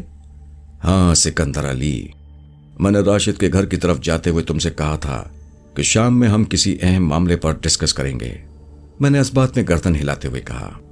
اس وقت میرے ذہن میں صرف اتنا تھا کہ مقتولہ کا کسی مرد سے کوئی چکر ہو سکتا ہے۔ وہ اسی شخص سے ملنے بیری والے کھو پر گئی، پھر ان کے درمیان کوئی مسئلہ اٹھ کھڑا ہوا اور اس شخص نے گردن دبا کر آبدہ کو موت کے گھاٹ اتار دیا۔ تم چونکہ اسی قصبے کے رہنے والے ہو، لہٰذا میرا خیال تھا کہ تم ایسے مرد کا سراغ لگانے کے لیے میری بھرپور مدد کر سکو گے، لیکن میں نے جملہ ادھورا چھوڑا تو سکندر علی نے اضطراری لہجے میں کہا، لیکن کیا ملک صاحب؟ لیکن یہ کہ، میں نے گہری سنجیدگی سے کہا، اب صورتحال خاصی تبدیل ہو چکی ہے، بلکہ خاصی آسان ہو چکی ہے۔ میں کچھ سمجھا نہیں جناب، وہ الجھن زدہ نظروں سے مجھے دیکھنے لگا۔ میں نے وضاحت کرتے ہوئے کہا، سکندر علی، مجھے صرف پہلے شک تھا، میرا اندازہ تھا کہ مقتولہ کسی مرد سے ملاقات کرنے بیری والے کھو پر پہنچی تھی، لیکن راشد سے ملاقات کے بعد میرے اندازے کی تصدیق ہو گئی ہے۔ افسوس کہ وزیر علی نے مجھ سے ایک اہم بات چھپائی ہے، میں کل اچھی طرح اس کی خبر لوں گا۔ راشد نے ایسا کون سا انکشاف کیا ہے ملک صاحب؟ وہ متجسس نظروں سے مجھے دیکھنے لگا۔ میں نے نہایت ہی مختصر الفاظ میں سکندر علی کو اس معاملے سے آگاہ کیا جس کے ڈانڈے وزیر علی، اکرام اللہ، سائرہ، بلقیس اور راشد تک پھیلے ہوئے تھے۔ وزیر علی کو اپنی بہو کے کردار کے حوالے سے جو خدشات تھے وہ اس نے اکرام اللہ کے گوش گزار کیے تھے۔ بات اکرام اللہ سے اس کی بیوی سائرہ تک پہنچی۔ سائرہ نے ڈھکے چھپے الفاظ میں بلقیس کی سماعت کو سیراب کیا اور آبدہ کا متنازع کردار راشد تک پہنچ گیا۔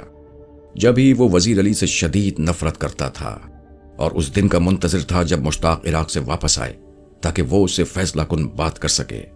لیکن ملک صاحب، سکندر علی سوالیہ نظروں سے مجھے دیکھتے ہوئے بولا، یہ تو اچھا ہوا کہ ایک ایسا پہلو سامنے آ گیا جو اس کیس کو حل کرنے میں مددگار ثابت ہوگا، مگر وہ شخص ہے کون جس کے حوالے سے وزیر علی کو اپنی بہو کا کردار میلا نظر آتا تھا؟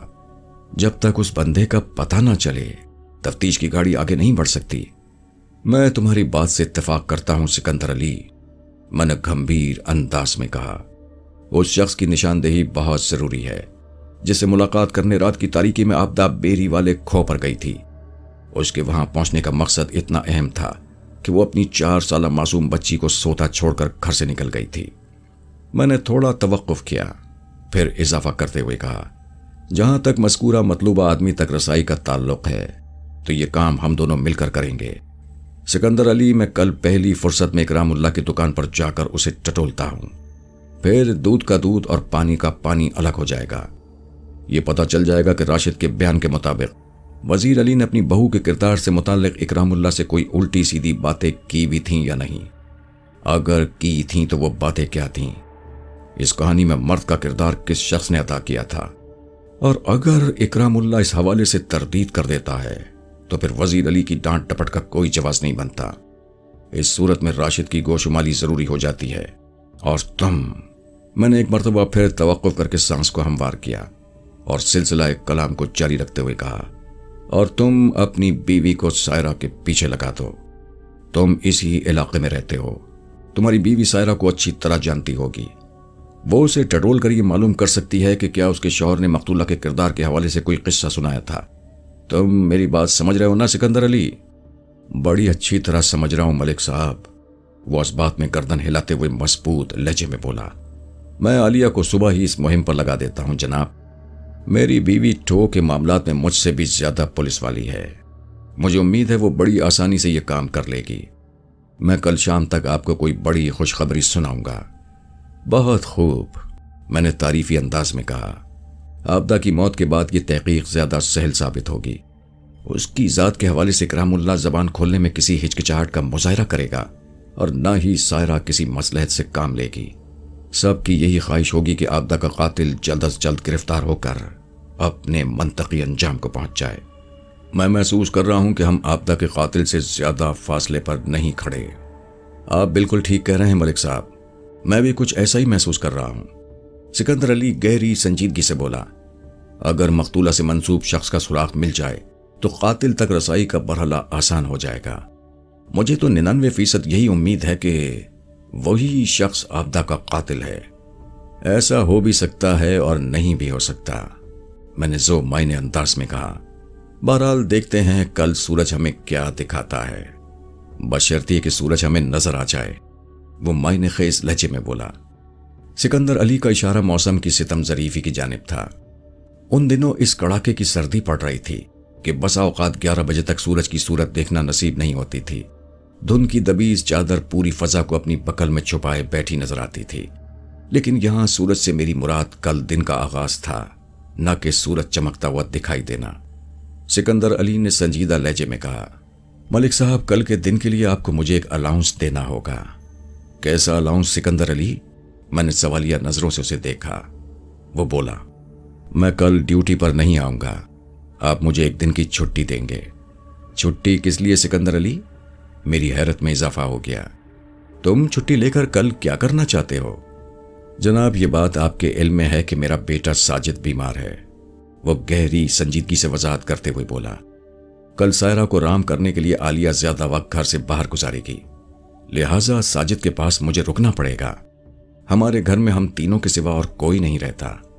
ٹھیک ہے، کل تمہاری چھٹی پکی، میں نے دوستانہ انداز میں کہا، اور یہ چھٹی غیر حاضری کے کھاتے میں نہیں جائے گی، کیونکہ تمہاری جگہ کل عالیہ ڈیوٹی کرے گی، یعنی وہ کار سرکار کے سلسلے میں اکرام اللہ کی بیوی پر کچھ کام کرے گی۔ تھینک یو ملک صاحب، وہ تشکرانہ لہجے میں بولا۔ میں زیر لب مسکرا کر رہ گیا۔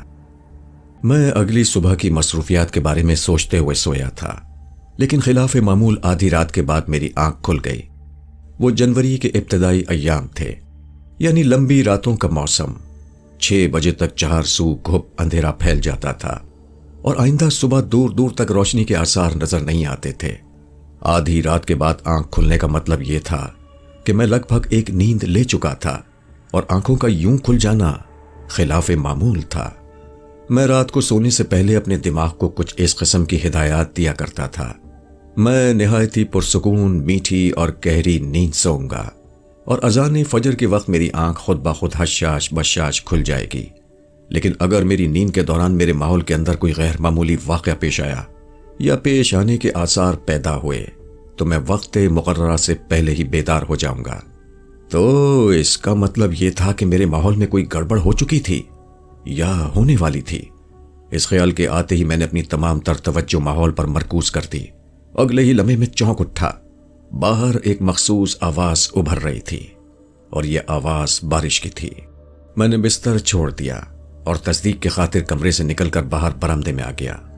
پھر اگلے ہی لمحے مجھے یہ پتا چل گیا کہ میری آنکھ بے سبب نہیں کھلی تھی۔ بارش واقعی ہو رہی تھی، اگرچہ اس کا زور زیادہ نہیں تھا، مگر جلال بابا کی محنت پر کامل پانی پھرنے کے لیے یہ بھی بہت کافی تھا۔ میرے ذہن میں پہلا خیال یہ چمکا کہ کھوج اور کھرے کا تو اب اللہ ہی حافظ ہے۔ یہ بارش کچے پکے تمام راستوں سے لوگوں کے قدموں کے نشانات کو صاف کر دیتی، اور صبح جلال الدین کو اپنا ہنر دکھانے کا موقع نہ ملتا۔ جلال الدین کے تصور کے ساتھ ہی ASI کی کہی ہوئی باتیں بھی ذہن میں گردش کرنے لگیں۔ اس نے جلال الدین کی الجھن کے بارے میں بتایا تھا کہ وہ کل صبح کوئی سنسنی خیز انکشاف کرنے والا تھا۔ میرے دل میں اس وقت شدت سے یہ خواہش ابھری کہ کاش بابا جلال الدین میرے سامنے موجود ہو اور میں اس سے پوچھوں اس کے ذہن میں کھرے کے حوالے سے کیا الجھن ہے۔ مجھے امید تھی کہ وہ کسی ایسے نتیجے پر پہنچ چکا تھا جو معمول کے کھرے سے بہت ہٹ کر بہت مختلف اور جدا تھا۔ باب جلالے سے کل ہی ملاقات ہو سکتی تھی، لہٰذا میں دوبارہ جا کر بستر پر لیٹ گیا اور آبدہ کے قتل اور قاتل کے بارے میں سوچنے لگا۔ یہ کیس جتنا الجھے ہوئے اور پیچیدہ انداز میں شروع ہوا تھا، اتنی ہی جلدی حل ہوتا نظر آ رہا تھا۔ اگر یہ بات ثابت ہو سکتی کہ وزیر علی نے واقعی آبدہ کے کردار کے حوالے سے اکرام اللہ سے کوئی نازیبہ باتیں کی ہیں، تو پھر منسوب شخص کا نام سامنے آنا لازم تھا، اور یہ نام منظر عام پر آتے ہی قاتل تک رسائی آسان ہو جاتی۔ یہ بات طے تھی کہ آبدہ فاخرہ کو سوتا چھوڑ کر اگر آدھی رات کو سخت ترین سردی میں بیری والے کھو تک پہنچی تھی تو اس میں اس کی کوئی بہت بڑی مجبوری رہی ہوگی، چاہے وہ مجبوری کسی بیرونی دباؤ کے نتیجے میں ہو یا وہ اپنے دل کے ہاتھوں مجبور ہو۔ خلاف معمول اگر رات کے کسی پہر آنکھ کھل جائے تو دوبارہ نیند کی وادی میں اترنا آسان ثابت نہیں ہوتا، اور میرے ذہن میں تو ایک سنسنی خیز قتل کا قصہ بھی چل رہا تھا، لہٰذا دوبارہ آنکھ لگنے میں کافی وقت صرف ہو گیا۔ اسی سبب صبح بیداری میں بھی تھوڑی تاخیر ہو گئی۔ میں حسب معمول روزمرہ کی مصروفیات سے فارغ ہونے کے بعد تیار ہوا اور ڈیوٹی پر حاضر ہو گیا۔ اپنے فرائض منصبی انجام دیتے ہوئے مجھے عموماً ایک سہولت یہ میسر رہی ہے کہ میری رہائش تھانے ہی کے احاطے میں بنے ہوئے سرکاری کوارٹر میں رہی، جو کہ تھانے کی اصل عمارت کے عقب میں بنا ہوا تھا۔ اس رہائشی سہولت سے یہ آسانی رہی کہ ڈیوٹی پر حاضر ہونے میں مجھے کبھی کسی دشواری کا سامنا نہیں کرنا پڑا۔ بارش رات کے آخری پہر کسی وقت رک گئی تھی۔ یہ موسم سرما کی ابتدائی بارش تھی، اگرچہ اس کا زور اور دورانیہ نہایت ہی مختصر رہا تھا، مگر تھوڑی سی دیر میں ہی اس نے ٹھنڈک کی شدت میں بے پناہ اضافہ کر دیا تھا، اور اس کے ساتھ ہی کھوج کھرے کے شعبے کو بھی بری طرح معطل کر کے رکھ دیا تھا۔ البتہ اس کا ایک فائدہ بھی دیکھنے میں آیا، اور وہ یہ کہ دھند میں نمایاں کمی واقع ہو گئی تھی، جس کے سبب کئی دن کے بعد سورج کا منہ دیکھنا نصیب ہوا۔ اس روز ASI سکندر علی چھٹی پر تھا۔ میں جلال الدین کے انتظار میں بیٹھ کر وقت ضائع نہیں کرنا چاہتا تھا، لہٰذا حوالدار نبی جان کو اپنے پاس بلا کر ضروری ہدایات دی۔ نبی جان، میں نے اس کی آمد پر ٹھہرے ہوئے لہجے میں کہا، ابھی تھوڑی دیر میں یا کچھ دیر بعد کھوجی جلال الدین یہاں آئے گا۔ تم نے اسے کہیں جانے نہیں دینا، جب تک میں واپس نہ آ جاؤں اسے تھانے ہی میں بٹھائے رکھنا، مجھے اس سے کوئی ضروری کام ہے۔ ٹھیک ہے ملک صاحب، اس نے فرما برداری سے اس بات میں گردن ہلا دی اور پوچھا، کیا آپ تھانے سے باہر کہیں جا رہے ہیں؟ ہاں، میں ذرا قصبے کی مین بازار کی طرف جا رہا ہوں، میں نے جواب دیا۔ وہاں کچھ کام ہے، جلدی واپس آ جاؤں گا۔ کیا آپ اکیلے ہی جائیں گے یا میں بھی آپ کے ساتھ چلوں؟ اگر تمہیں ساتھ لے جانا چاہتا تو پھر جلال الدین کے حوالے سے خصوصی ہدایات نہ دیتا، میں نے سپاٹ لہجے میں کہا۔ آج سکندر علی تھانے نہیں آئے گا، لہٰذا تمہارا تھانے میں موجود رہنا ضروری ہے۔ کوئی ایک آدھ سینئر اہلکار ہو تو یہاں موجود رہے، میں نے لمحاتی توقف کے بعد اضافہ کرتے ہوئے کہا۔ تم فکر نہ کرو، میں کانسٹیبل افتخار کو اپنے ساتھ لے کر جا رہا ہوں اور ہماری واپسی جلد ہو جائے گی۔ اس کے بعد حوالدار نے کوئی سوال نہیں کیا اور میں ضروری تیاری کے بعد افتخار کے ہمراہ تمباکو فروش اکرام اللہ کی دکان کی جانب روانہ ہو گیا۔ اس بات کے امکانات صفر کے برابر تھے کہ آج وزیر علی کی دکان کھلی نظر آئے۔ اس کے گھر میں جتنی بڑی قیامت برپا ہوئی تھی، اس کے بعد تو اس کی دکان کو ہفتہ 10 دن کے لیے بند رہنا ہی تھا، اور اس ہنگامی موقع سے فائدہ اٹھاتے ہوئے میں اکرام اللہ کا بھرپور انٹرویو کر سکتا تھا۔ وزیر علی کی مداخلت کا دور دور تک امکان دکھائی نہیں دیتا تھا۔ میں تھانے پہنچا تو بڑا پرجوش تھا۔ اکرام اللہ سے ہونے والی ملاقات بڑی سود مند ثابت ہوئی تھی۔ اس نے مجھ سے تعاون کرنے میں کسی ہچکچاہٹ یا لید و لال سے کام نہیں لیا تھا۔ وزیر علی نے اپنی بہو کے کردار پر جس انداز میں انگلی اٹھائی تھی، اس کی تفصیل اکرام اللہ نے مجھے بتا دی۔ میں اس کے پاس سے سنسنی خیز اور انکشاف انگیز معلومات حاصل کرنے کے بعد واپس آیا تھا۔ قاتل اب میری پہنچ سے زیادہ دور نہیں رہا تھا۔ جب میں اپنے کمرے میں داخل ہوا تو ASI سکندر علی کو اپنا منتظر پایا۔ اسے وہاں دیکھ کر مجھے حیرت کا جھٹکا لگا۔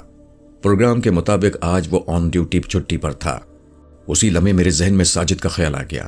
میں نے اپنی کرسی پر بیٹھتے ہوئے ساجد کے بارے میں پوچھا، سکندر علی، تمہارے بیٹے کی طبیعت تو ٹھیک ہے نا؟ جی اللہ کا شکر ہے، وہ مطمئن انداز میں بولا۔ اب تو اس کا بخار تقریباً ختم ہو گیا ہے، سینے میں بھی وہ پہلی والی کھڑکھڑاہٹ اور گھٹن باقی نہیں رہی۔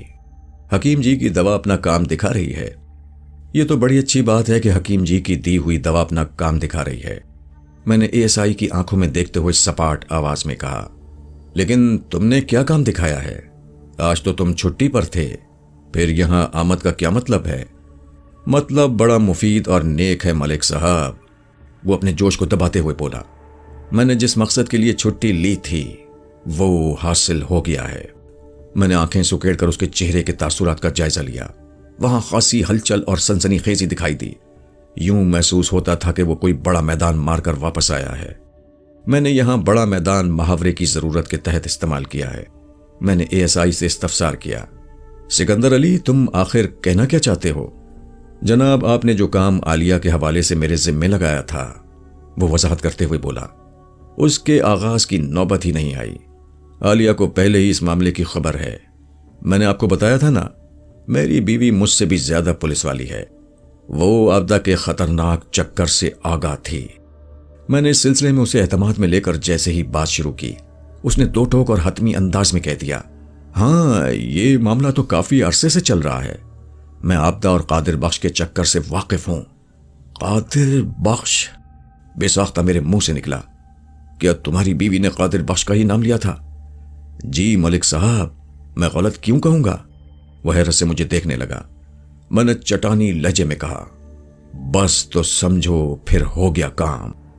کیا آپ کے پاس بھی قادر بخش کے حوالے سے کوئی اہم اطلاع ہے؟ سکندر علی نے پرجوش انداز میں کہا۔ آپ کی بات سے تو یہی ظاہر ہو رہا ہے۔ ہاں سکندر علی، ایسی ہی بات ہے، میں نے ایک ایک لفظ پر زور دیتے ہوئے کہا۔ میں ابھی اکرام اللہ کا انٹرویو کر کے آ رہا ہوں، اس نے بھی قادر بخش کا ہی نام لیا ہے۔ وزیر علی نے اس کی بات کرتے ہوئے اپنی بہو کے ساتھ قادر بخش کا نام ہی جوڑا تھا۔ میں نے تھوڑا توقف کیا، پھر اضافہ کرتے ہوئے کہا، اس سے ظاہر ہوتا ہے کہ مقتولہ کے بڑے بھائی راشد کے موقف میں خاصا دمخم ہے۔ ہمیں پہلی فرصت میں اس قادر بخش کو شامل تفتیش کر لینا چاہیے۔ قادر بخش کا گھر وزیر علی کے گھر سے زیادہ دور نہیں، ASI نے گہری سنجیدگی سے بتایا۔ ان دونوں کے گھروں میں بیچ میں صرف 3 گھر اور واقع ہیں۔ اگر آپ کا حکم ہو تو میں ابھی قادر بخش کو پکڑ کر یہاں لے آتا ہوں۔ ٹرائل روم میں لے جا کر اس پر تھوڑی محنت کریں گے تو دودھ کا دودھ اور پانی کا پانی الگ ہو جائے گا۔ آئیڈیا تو اچھا ہے سکندر علی، میں نے تعریفی انداز میں کہا۔ میری طرف سے تمہیں کھلی چھٹی ہے، تم جاؤ اور قادر بخش کو گرفتار کر کے تھانے لے آؤ۔ دیکھتے ہیں وہ کون سی رام کہانی سناتا ہے۔ میں تھوڑی دیر کے لیے رکا، پھر ASI سے پوچھا، یہ قادر بخش کرتا کیا ہے؟ قادر بخش بکروال ہے، سکندر علی نے جواب دیا۔ وہ دراصل بکریوں اور بھیڑوں وغیرہ کی خرید و فروخت کا کام کرتا ہے۔ اس سلسلے میں وہ ایک گاؤں سے دوسرے گاؤں کا سفر کرتا رہتا ہے۔ وہ کبھی یہاں ہوتا ہے تو کبھی وہاں، لیکن یہ ہے کہ وہ زیادہ دنوں کے لیے رائے پور سے دور نہیں رہتا۔ وہ جہاں بھی جاتا ہے ایک آدھ دن میں واپس آ جاتا ہے۔ لگتا ہے تم نے اس بکروال قادر بخش پر بڑی تحقیق کر رکھی ہے، میں نے معنی خیز انداز میں کہا۔ کیا وہ شادی شدہ ہے؟ آخری سوال اچانک ہی میرے ذہن میں آ گیا تھا۔ سکندر علی نے جواب میں بتایا، جی ملک صاحب، قادر بخش شادی شدہ ہے۔ اس کی شادی کو لگ بھگ 8 برس ہو چکے ہیں، لیکن ابھی تک اس کے گھر اولاد نہیں ہوئی۔ دیکھنے میں کیسا نظر آتا ہے؟ میں نے سوال کیا۔ اس کی شخصیت کیسی ہے؟ شخصیت بڑی متاثر کن اور جاندار ہے، سکندر علی نے بتایا۔ قادر بخش کی عمر 35 کے قریب ہوگی۔ وہ ایک جوان اور پرکشش مرد ہے۔ میں چند لمحات کے لیے گہری سوچ میں ڈوب گیا، پھر ASI سے کہا، سکندر علی تم جاؤ اور فوراً قادر بخش کو پکڑ کر میرے پاس لے آؤ۔ ASI تھانے سے روانہ ہوا تو میں دوسرے انتظامات میں لگ گیا۔ اس کیس کی بساط پر 2 نہایتی اہم مہرے اور بھی موجود تھے۔ نمبر 1 وزیر علی، نمبر 2 کھوجی بابا جلال الدین۔ قادر بخش کا کردار نمایاں ہونے کے بعد مجھے وزیر علی پر سخت غصہ آ رہا تھا۔ میں نے کرید کر اور شرافت کی زبان میں اس سے معلوم کرنے کی کوشش کی تھی کہ وہ مجھے مقتولہ کے حوالے سے کوئی ایسا اشارہ دے جو اس کے قاتل تک پہنچنے میں میری مدد کر سکے، لیکن اس نے زبان پر جیسے تالا ڈال دیا تھا۔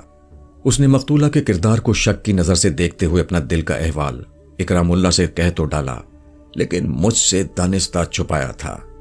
اگر یہ بات وزیر علی کے علم میں تھی تو ظاہر ہے کہ ملکہ بھی اس معاملے سے بے خبر نہیں رہی ہوگی۔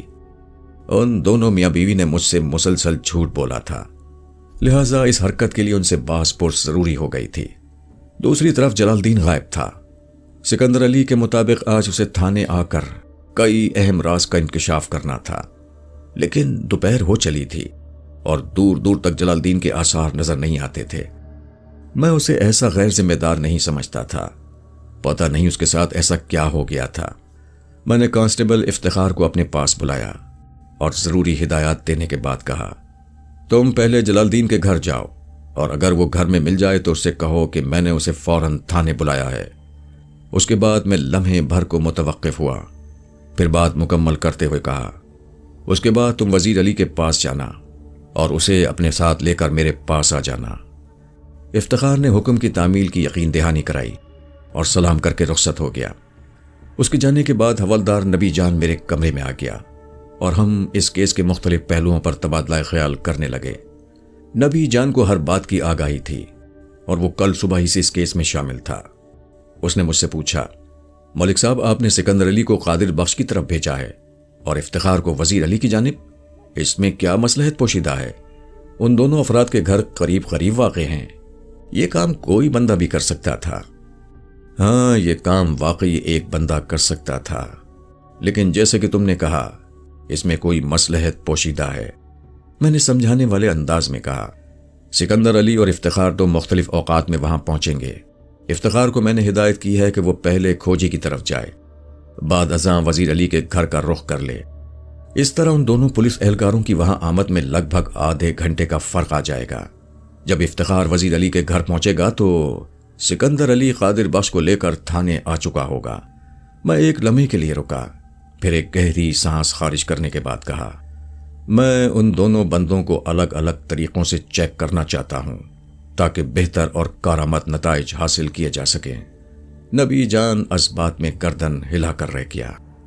ASI سکندر علی خالی ہاتھ واپس آیا تو مجھے ایک دھچکا سا لگا۔ وہ میرے سامنے آ کر بیٹھا تو میں نے پوچھا، کیا رہا سکندر علی؟ قادر بخش گھر میں موجود نہیں ہے جناب، اس نے جواب دیا۔ گھر میں موجود نہیں تو پھر کہاں ہے؟ میں نے دریافت کیا۔ میری اس کی بیوی سے بات ہوئی ہے، سکندر نے بتایا۔ فریدہ کا کہنا ہے کہ قادر بخش چک جیونا گیا ہوا ہے۔ چک جیونا قصبے رائے پور کے جنوب میں 5 میل کے فاصلے پر تھا۔ میں نے ASI سے پوچھا، وہ چک جیونا کب اور کس کام سے گیا ہے؟ کام تو اس کا میں آپ کو بتا چکا ہوں جناب، اس نے جواب دیا۔ وہ بکریوں اور بھیڑوں کی خرید و فروخت کے سلسلے میں وہاں گیا ہے، اور فریدہ نے مجھے بتایا ہے کہ جس رات آبدہ کا قتل ہوا اس سے پہلے والی دوپہر کو وہ گھر سے نکلا تھا۔ اس کا مطلب ہے کہ قادر بخش کی روانگی کے 12-13 گھنٹے بعد آبدہ کو موت کے گھاٹ اتارا گیا ہے۔ میں نے تشویش بھرے لہجے میں کہا، یہ تو بڑی گڑبڑ ہو گئی۔ اگر قادر بخش کی بیوی کا بیان درست ہے تو یہ بندہ شک کے دائرے سے باہر نکل جاتا ہے۔ جناب فریدہ نے تو بڑے وثوق سے اس کی روانگی کے بارے میں بتایا ہے۔ سکندر علی کی آواز میں بھی الجھن جھلکتی تھی۔ آپ ٹھیک کہتے ہیں ملک صاحب، اگر قادر بخش نے آبدہ کی موت کے وقت اپنی موجودگی کو جائے وقوع سے 5 میل دور ثابت کر دیا تو واقعی قاتل کی حیثیت میں اس پر ہاتھ ڈالنا ممکن نہیں رہے گا۔ وہ لمحے بھر کو خاموش ہوا، پھر اضافہ کرتے ہوئے بولا، اگر وہ دوپہر میں رائے پور سے روانہ ہوا تھا تو یقیناً سورج غروب ہونے سے پہلے وہ چک جیونا پہنچ گیا ہوگا، اور وہ رات جب عابدہ کو موت کے گھاٹ اتارا گیا قادر بخش نے چک جیونا میں گزاری ہوگی۔ اس شب بصری کے ثبوت کے لیے اس کے پاس چند گواہ بھی ہوں گے، لہٰذا اسے عابدہ کا قاتل ٹھہرانا مشکل ہی نہیں بلکہ ناممکن ثابت ہوگا۔ بعد میں جو کچھ بھی ہوگا اس کے بارے میں بعد ہی میں سوچیں گے سکندر علی، میں نے سوچ میں ڈوبے ہوئے لہجے میں کہا۔ ابھی تو وہ ہمارے ہاتھ ہی میں نہیں۔ تم یہ بتاؤ اس کی بیوی فریدہ نے واپسی کے بارے میں کیا کہا ہے؟ قادر بخش اپنے کاروباری دورے سے واپس کب آئے گا؟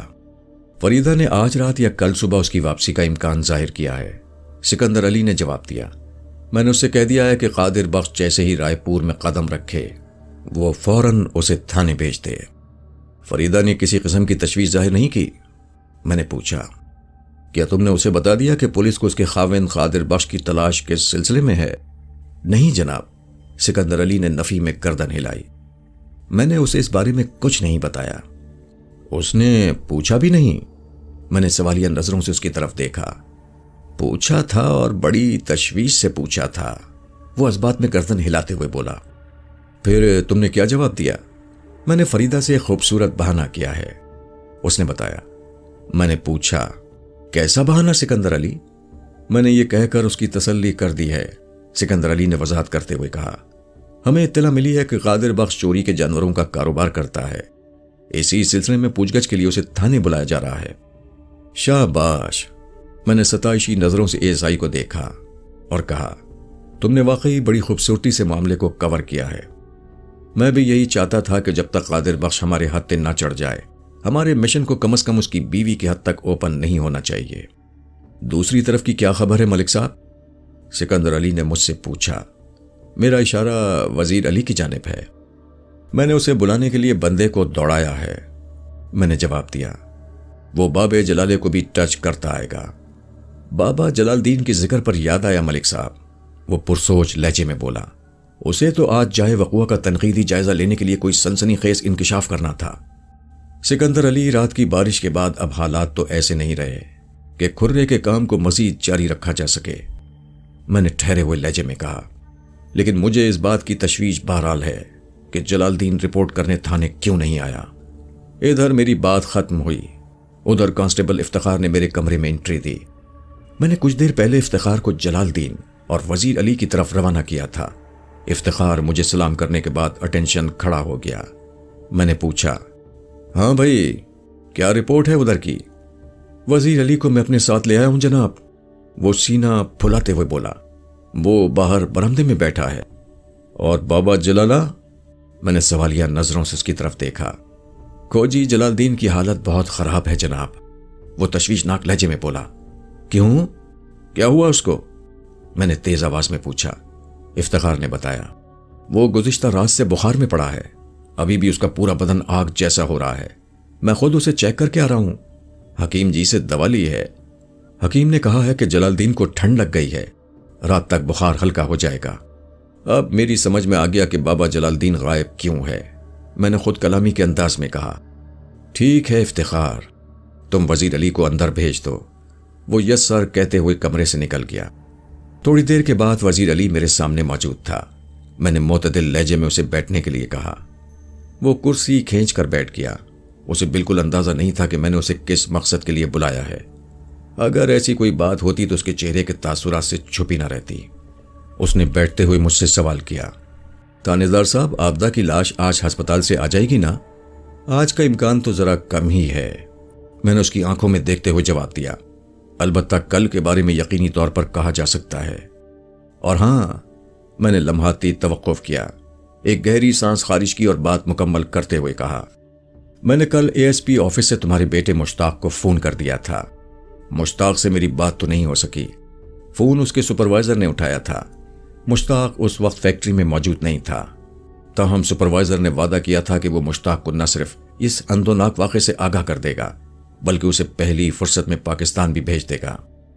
بہت بہت شکریہ تھانے دار صاحب، وہ نرمی سے بولا۔ پھر پوچھا، آبدہ کے قتل کے بارے میں کچھ پتہ چلا کہ نہیں؟ یہی پتہ چلانے کے لیے تمہیں یہاں بلایا ہے وزیر علی، میں نے اس کی آنکھوں میں دیکھتے ہوئے کہا۔ تم اس سلسلے میں میری مدد کرو گے نا؟ جناب، میں آپ کو پہلے بھی بتا چکا ہوں کہ پہلے کی بات چھوڑ دو وزیر علی، میں نے قطع کلامی کرتے ہوئے کہا۔ اب حالات بہت مختلف شکل اختیار کر چکے ہیں، میں قاتل کے بہت قریب پہنچ گیا ہوں، تمہیں صرف تصدیق یا تردید کرنا ہے۔ میں دراصل وزیر علی کو بے خبر رکھ کر اس پر ایک نفسیاتی حربہ آزمانا چاہتا تھا تاکہ اس کے دل اور دماغ کا احوال واضح ہو سکے۔ میری بات سنتے ہی وہ چونکا اور اضطراری لہجے میں بولا، آپ کے خیال میں آبدہ کو کس نے قتل کیا ہے؟ قادر بخش نے، میں نے ڈرامائی انداز میں کہا۔ میرا بھی یہی خیال ہے، بے ساختہ اس کے منہ سے نکلا۔ پھر وہ الجھن زدہ نظروں سے مجھے دیکھنے لگا۔ اس کے چہرے کے تاثرات سے لگتا تھا کہ جیسے اسے اپنی غلطی کا احساس ہو گیا ہو۔ جو کچھ اس کی زبان سے ادا ہوا تھا وہ سب شاید اسے نہیں کہنا چاہیے تھا۔ میں نے کڑے لہجے میں اس سے پوچھا، یعنی تمہاری نظر میں بھی قادر بخشی آبدہ کا قاتل ہے؟ وہ صورتحال کو سنبھالا دینے کی کوشش کرتے ہوئے بولا، میرا مطلب یہ تھا کہ ایسا ہو سکتا ہے قادر بخش نے آبدہ کو ٹھکانے لگا دیا ہو۔ لیکن کیوں؟ میں نے قدر سخت لہجے میں استفسار کیا۔ مجھے محسوس ہو گیا تھا کہ وزیر علی اس معاملے میں اندر سے بڑا کمزور ہے۔ قادر بخش آبدہ کا خون کیوں کر سکتا ہے؟ تمہاری بہو سے اس بکروال کی کیا دشمنی تھی؟ کیا آبدہ نے اس کی کوئی بھیڑ بکری چرا لی تھی یا کسی بکری کا دودھ نکال لیا تھا؟ تمہارا دھیان قادر بخش کی طرف ہی کیوں کیا؟ اور اگر تمہیں اس بندے پر ذرا سا بھی شک تھا تو تم نے مجھے پہلے کیوں نہیں بتایا؟ میں نے کتنا کریت کر تم سے پوچھا تھا۔ آپ نے، وہ سہمی ہوئی نظروں سے مجھے دیکھتے ہوئے بولا، ایک ہی سانس میں اتنے سوالات کر دیے تھے کہ میرا دماغ ہل کر رہ گیا تھا۔ میں وہ لکنت زدہ انداز میں جملہ ادھورا چھوڑ کر خاموش ہو گیا اور وحشت زدہ نظروں سے مجھے تکنے لگا۔ میں نے اس کی آنکھوں میں گھورتے ہوئے دھمکی آمیز لہجے میں کہا، وزیر علی، یہ ضروری نہیں ہے کہ تم میرے سوالات کے جوابات ایک ہی سانس میں دو، لیکن ایک بات ذہن میں رکھ لینا کہ اب جھوٹ کی گنجائش باقی نہیں رہی۔ میں اکرام اللہ سے تفصیلی بات کر چکا ہوں، جسے تم نے آبدہ اور قادر بخش کے حوالے سے چند شرمناک باتیں کی تھیں۔ وہ باتیں اکرام اللہ کی بیوی سائرہ کے ذریعے راشد کی بیوی بلقیس تک اور راشد تک بھی پہنچ چکی ہیں۔ راشد تمہیں اپنی بہن آبدہ کا قاتل سمجھتا ہے، لیکن میں جانتا ہوں۔ میں نے ڈرامائی انداز میں توقف کر کے ایک بوجھل سانس خارج کی اور بات مکمل کرتے ہوئے گمبھیر لہجے میں کہا، وزیر علی، میں جانتا ہوں کہ تم قاتل نہیں ہو، لیکن اگر تم نے کسی بھی معاملے میں اب ذرا سی بھی غلط بیانی سے کام لیا تو میں کوئی تگڑا کیس بنا کر تمہیں جیل بھجوا دوں گا۔ وہ کرسی پر جیسے ڈھیسا گیا۔ میری دھمکی نے اسے چاروں خانے چت کر دیا تھا۔ اس کا چہرہ متغیر ہو گیا، آنکھوں میں خوف کے سائے لہرانے لگے۔ پھنسی پھنسی آواز میں اس نے مجھ سے کہا، تھانے دار صاحب، کسی بھی معاملے میں میرا قصور نہیں۔ مجھے پتا چلا کہ وہ دونوں چھپ چھپ کر ملتے بھی ہیں۔ اس معاملے کی تصدیق کے لیے میں نے سب سے پہلے آبدہ سے پوچھا، وہ صاف مکر گئی۔ اس سلسلے میں میں قادر بخش سے کوئی بات نہیں کر سکتا۔ آپ میری نازک پوزیشن کا اندازہ لگا سکتے ہیں۔ جب مجھ سے زیادہ برداشت نہیں ہوا تو میں نے اکرام اللہ کو دل کا حال سنا ڈالا۔ وہ بڑا ہی بھلا مانس اور مخلص دوست ہے، لیکن شاید مجھ سے غلطی ہو گئی۔ مجھے اسے بھی نہیں بتانا چاہیے تھا۔ تمہاری غلطی یہ نہیں کہ تم نے اکرام اللہ کو اپنے درد سے آشنا کر دیا تھا، یہ تو تمہارا ایک فطری رد عمل تھا، میں نے ٹھہرے ہوئے لہجے میں کہا۔ غلطی تم سے یہاں پر ہوئی کہ تم نے مجھے اندھیرے میں رکھا۔ میں بہت شرمندہ ہوں جناب، وہ ندامت آمیز لہجے میں بولا۔ مجھ سے بھول ہو گئی، آئندہ میں ایسی کوئی کوتاہی نہیں کروں گا، مجھے معاف کر دیں۔ وہ دراصل میں اپنی عزت کی خاطر زبان بند رکھنے پر مجبور ہو گیا تھا۔ میں اس کی مجبوری کو سمجھ سکتا تھا۔ اس مجبوری میں شرافت اور سادگی کا بھی غالب ہاتھ تھا۔ جب معاملہ گھر کی عزت کا ہو تو انسان مختلف مرحلوں پر خاموشی اختیار کرنے پر مجبور ہو جاتا ہے۔ مجھے سوچ میں ڈوبا دیکھ کر اس نے کہا، تھانے دار صاحب، آپ میرے ہم خیال ہیں اور آپ کی تفتیش کے مطابق قادر بخش نے ہی آبدہ کا خون کیا ہے، تو پھر آپ اسے گرفتار کر کے جیل کیوں نہیں بھجوا دیتے؟ میں نے ٹھہرے ہوئے لہجے میں کہا، وزیر علی، مجھے نہیں لگتا کہ تمہاری بہو کو قادر بخش نے قتل کیا ہے۔ جی؟ وہ بھونچکا رہ گیا۔ ابھی تھوڑی دیر پہلے تو آپ کہہ رہے تھے کہ… وہ بات میں نے تمہاری زبان کھلوانے کے لیے کہی تھی وزیر علی، میں نے اس کا جملہ مکمل ہونے سے پہلے ہی کہہ دیا، اور واقعی تم سچ اگلنے پر مجبور ہو گئے۔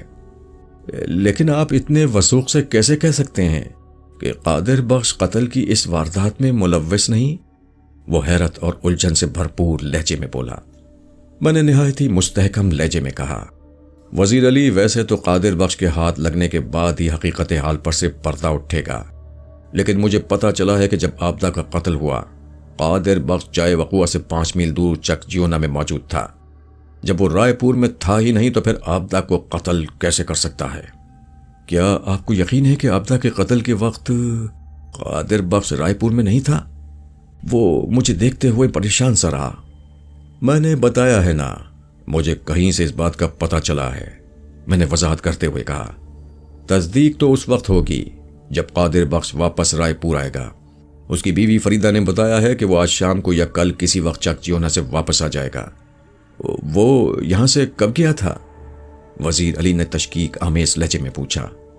میں نے جواب دیا، وہ آبدہ کی موت سے 9-10 گھنٹے پہلے اپنی بکریوں کے ہمراہ رائے پور سے روانہ ہو گیا تھا۔ فریدہ نے اس کی روانگی کے وقت کی تصدیق کی ہے۔ میں نے لمحاتی توقف کے بعد اضافہ کرتے ہوئے وزیر علی سے پوچھا، قادر بخش اور فریدہ تم سے 3 گھر کے فاصلے پر رہتے ہیں، یہ بات میری سمجھ میں نہیں آ رہی ہے کہ تم ان کے معمولات سے اتنے بے خبر کیوں ہو، جبکہ تم قادر بخش اور آبدہ کے درمیان چلنے والے چکر سے بھی اچھی طرح واقف ہو۔ دراصل اس بے خبری کی وجہ یہ واقفیت ہے وہ ٹھہرے ہوئے لہجے میں بولا۔ جب سے مجھے قادر بخش کی کرتوتوں کا پتہ چلا تھا مجھے اس سے شدید نفرت ہو گئی تھی۔ میں نے اس پر دھیان دینا ہی چھوڑ دیا تھا، جبکہ آبدہ کے تعلق کے باعث تمہیں سب سے زیادہ دھیان اسی پر دینا چاہیے تھا۔ میں نے ایک ایک لفظ پر زور دیتے ہوئے کہا، یہ تمہارے گھر کی عزت کا معاملہ تھا۔ مشتاق تمہارے ہی بھروسے پر اپنی بیوی اور بچی کو چھوڑ کر پردیس کی صحبتیں اٹھا رہا ہے۔ آپ بالکل ٹھیک کہہ رہے ہیں تھانے دار صاحب، وہ شرمندگی بھرے لہجے میں بولا۔ میں غلط تھا، آبدہ کے معاملے میں مجھ سے بڑی کوتاہی ہوئی۔ اگر میں شروع ہی میں کوئی بہادرانہ اقدام اٹھا لیتا تو آج یہ دن دیکھنے کو نہ ملتا۔ وقت گزر جانے کے بعد پچھتانے یا نادم ہونے کا کوئی فائدہ نہیں ہوتا وزیر علی، میں نے تیکھے لہجے میں کہا۔ اب دعا کرو کہ میں جلد از جلد آبدہ کے قاتل تک پہنچ جاؤں تاکہ اسے عبرتناک سزا دلوائی جا سکے۔ آبدہ کے قاتل کو اگر پھانسی لگ بھی جاتی ہے تو اس سے مشتاق اور فاخرہ کے نقصان کی تلافی نہیں ہو سکے گی، وہ بھررائی ہوئی آواز میں بولا۔ مشتاق کی بیوی اور فاخرہ کی ماں کو اب کوئی بھی واپس نہیں لا سکتا۔ اس کی دل شکستگی اور افسردگی کو میں بڑی اچھی طرح محسوس کر رہا تھا، لیکن سچی بات یہ تھی کہ میں اس بگاڑ کو سدھار سکتا تھا اور نہ ہی اس خلا کو پر کر سکتا تھا جو آبدہ کی موت سے ان لوگوں کی زندگیوں میں پیدا ہو چکا تھا۔ قدرت کی مصلحتوں کے سامنے گردن جھکانا ہی پڑتی ہے۔ حکیم جی کا کہنا تھا کہ جلال الدین کا بخار رات تک ہلکا ہو جائے گا، لیکن مجھے ایسے کوئی آثار نظر نہیں آتے تھے۔ اس کا بدن تنور کی مانند دہک رہا تھا۔ میں ایسائی کے ساتھ اسے دیکھنے اس کے گھر پہنچ گیا تھا اور اس وقت جلال الدین کے پاس ہی بیٹھا ہوا تھا۔ ایک اچھی بات یہ ہوئی تھی کہ، یا یوں کہیں کہ حکیم جی کی دوا نے اتنا اثر ضرور دکھایا تھا کہ بابا جلالہ اب ہوش و حواس میں تھا اور بات کرنے کے قابل بھی تھا۔ اس نے مجھے دیکھتے ہی بے حد معذرت کی اور اٹھ کر بیٹھنے لگا۔ میں نے اسے دوبارہ بستر پر لٹا دیا اور تسلی آمیز لہجے میں کہا، کسی معذرت کی ضرورت نہیں ہے جلال الدین، تم اس قابل ہی نہیں رہے تھے کہ تھانے آ سکتے، اور جہاں تک کھرا نکالنے کا تعلق ہے تو گزشتہ رات ہونے والی بارش نے اس کہانی کو ہی ختم کر دیا ہے۔ آپ بالکل ٹھیک کہہ رہے ہیں ملک صاحب، وہ نقاہت آمیز لہجے میں بولا۔ میں نے کہا، جو کہانی اختتام پذیر ہو گئی اس کے آخر کے چند تحیر آمیز واقعات میرے علم میں نہیں آ سکے، وہ واقعات میں تمہاری زبانی سنوں گا۔ وہ زیر لب مسکرا کر رہ گیا، اس کی مسکراہٹ میں بڑی معنی خیزی تھی۔ میں نے ٹھہرے ہوئے لہجے میں کہا، جلال الدین، گزشتہ روز تم نے جو کھرا اٹھایا اس کے نتائج کے بعض حصوں نے تمہیں الجھن میں ڈال دیا تھا۔ تم کسی خاص حوالے سے متذبذب تھے اور کسی حتمی رائے تک نہیں پہنچ پا رہے تھے۔ مجھے بتاؤ ایسی کیا بات تھی؟ چند لمحوں کی خاموشی کے بعد اس نے کہنا شروع کیا، ملک صاحب، میں نے جائے وقوع کا بڑی باریک بینی سے جائزہ لیا ہے اور میرے پیشہ ورانہ تجربات اور مہارت کی روشنی میں یہ کہا جا سکتا ہے کہ بیری والے کھو کے پاس مقتولہ آبدہ کسی جاندار عورت سے نبرد آزما رہی تھی۔ کس عورت سے؟ میں نے چونک کر اس کی طرف دیکھا۔ وہ کمزور سی آواز میں بیان کو آگے بڑھاتے ہوئے بولا، جی ہاں ملک صاحب، اور اسی نقطے نے مجھے الجھا کر رکھا ہوا ہے۔ جائے واردات پر جہاں مقتولہ کی ٹوٹی ہوئی چوڑیاں تھیں وہاں 2 افراد کا کھرا بڑا واضح نظر آیا ہے۔ وہاں کے ان نشانات سے پتہ چلتا ہے کہ وہ دونوں افراد ایک دوسرے سے الجھے رہے ہیں، اور میری ماہرانہ آنکھیں یہ نتیجہ اخذ کرنے پر مجبور ہیں کہ وہ دونوں افراد 100% عورتیں تھیں۔ عورتوں کے پاؤں کے مخصوص دباؤ کے باعث ان کا کھرا مردوں کی بنسبت بہت مختلف ہوتا ہے۔ مجھے یہ سمجھنے میں دیر نہیں لگی کہ ان میں سے ایک کھرا تو مقتولہ آبدہ کا تھا اور دوسرا کسی صحت مند اور توانا عورت کا۔ وہ لمحے بھر کو خاموش ہوا، 2-4 گہری گہری سانسیں لیں اور سلسلہ گفتگو کو جاری رکھتے ہوئے بولا، میں نے وزیر علی کے گھر سے لے کر جائے وقوع تک کے راستے کو اچھی طرح کھنگالا تھا۔ اس راہ میں مجھے مقتولہ کے قدموں کے نشانات ملے تھے، لیکن میں نے جس طاقتور عورت کا بھی ذکر کیا ہے اس کا کھرا وہاں کہیں نظر نہیں آیا تھا، جس کا مطلب ہے کہ وہ کسی اور راستے سے بیری والے کھو تک پہنچی تھی۔ جلال الدین، اس کے بیان میں ایک مرتبہ پھر توقف آیا تو میں نے اسے مخاطب کرتے ہوئے کہا، یہ بات تم کس بنا پر کہہ رہے ہو کہ دوسری عورت بڑی جاندار، طاقتور اور صحت مند توانا تھی؟ اس کے پاؤں کے غیر معمولی سائز اور مخصوص دباؤ کے باعث، جلال الدین نے ایک بوجھل سانس چھوڑتے ہوئے بتایا، مجھے یقین ہے کہ وہ عورت ہاتھ پاؤں کی مضبوط ہوگی۔ یہ کھرے کی بعض تکنیکی نزاکتیں ہیں جو میں وضاحت سے نہیں سمجھا سکتا ملک صاحب۔ فی الحال ایسی کسی وضاحت کی ضرورت ہے اور نہ ہی تمہاری صحت اجازت دیتی ہے جلال الدین، میں نے موقع محل کی نزاکت کے پیش نظر کہا۔ تم یہ بتاؤ کہ اس صحت مند عورت کے کھرے نے اور کیا کیا راز اگلے ہیں؟ اس دوران ASI سکندر علی دم سادھے بالکل خاموش بیٹھا رہا تھا۔ میں نے محسوس کیا کہ جلال الدین کے انکشاف نے اسے کسی گہری سوچ میں غرق کر دیا تھا۔ کھوجی بابا نے میرے استفسار کے جواب میں بتایا، میں نے تھوڑی کوشش اور محنت کے بعد اس عورت کا کھرا بھی پکڑ لیا تھا۔ وہ کھیتوں کے اندر سے ہوتے ہوئے جائے وقوع تک پہنچی تھی اور پھر اسی راستے سے واپس بھی گئی تھی۔ لیکن وہ کہاں سے چل کر جائے وقوع تک پہنچی تھی؟ میں نے اضطراری انداز میں پوچھا۔ اور واپس وہ کہاں گئی؟ وہ جہاں سے آئی تھی واپس وہیں پہنچی تھی، وہ پرسوخ لہجے میں بولا۔ میں اس کے کھرے کا تعقب کرتے ہوئے ایک ایسے گھر تک پہنچا تھا جو مقتولہ کے گھر سے صرف 3 مکان کے فاصلے پر واقع ہے۔ تم قادر بخش کے گھر کی بات کر رہے ہو جلال الدین؟ میں نے سرسراتی آواز میں پوچھا۔ اسی لمحے سکندر علی کی جوشیلی آواز میری سماعت سے ٹکرائی۔ ملک صاحب، میں نے قادر بخش کی بیوی فریدہ کو بڑی باریک بینی سے دیکھا ہے۔ وہ باب جلالے کے بتائے ہوئے قد بت پر 16 آنے پوری اترتی ہے، بڑے بڑے ہاتھ پاؤں، صحت مند اور توانا جسم۔ میں بھی کل اسی نتیجے پر پہنچا تھا ملک صاحب، جلال الدین نے دھیمے لہجے میں کہا، اور اسی بات نے مجھے الجھا دیا تھا، اور میں چاہتا تھا کہ آپ کی خدمت میں کوئی حتمی رپورٹ پیش کرنے سے پہلے میں ایک مرتبہ پھر کھرے کا جائزہ لے لوں، لیکن بارش نے سب کچھ ختم کر دیا۔ جلال الدین نے متوقع قاتل عورت کی آمد و شد کا جو روٹ بتایا تھا وہ کھیتوں کا وہی حصہ تھا جہاں سے حوالدار نبی جان کو وہ رسی ملی تھی، جس کے بارے میں میرا خیال یہ تھا کہ آبدہ کو موت کے گھاٹ اتارنے کے لیے اسی رسی سے اس کے گلے میں پھندا ڈالا گیا تھا۔ جلال الدین، گزشتہ رات والی بارش کی شرارت پر افسوس کرنے کی ضرورت نہیں، میں نے اس کا کندھا تھپ تھپاتے ہوئے کہا۔ قدرت کے ہر کام میں کوئی نہ کوئی مصلحت چھپی ہوتی ہے۔ ویسے تم نے اتنی کارگزاری دکھا دی ہے کہ میں بآسانی قاتل تک پہنچ جاؤں گا۔ میں نے لمحے بھر کو رک کر ایک اطمینان بھری سانس خارج کی اور کھڑے ہوتے ہوئے کہا، جلال الدین تم مکمل آرام کرو، ذہن کو تھکانے کی ضرورت نہیں، میرا کام ہو گیا ہے۔ وہ تشکر آمیز فخریہ نظر سے مجھے دیکھنے لگا۔ جلال الدین اپنے بیٹے اور بہو کے ساتھ رہتا تھا جس کے 4 بچے بھی تھے۔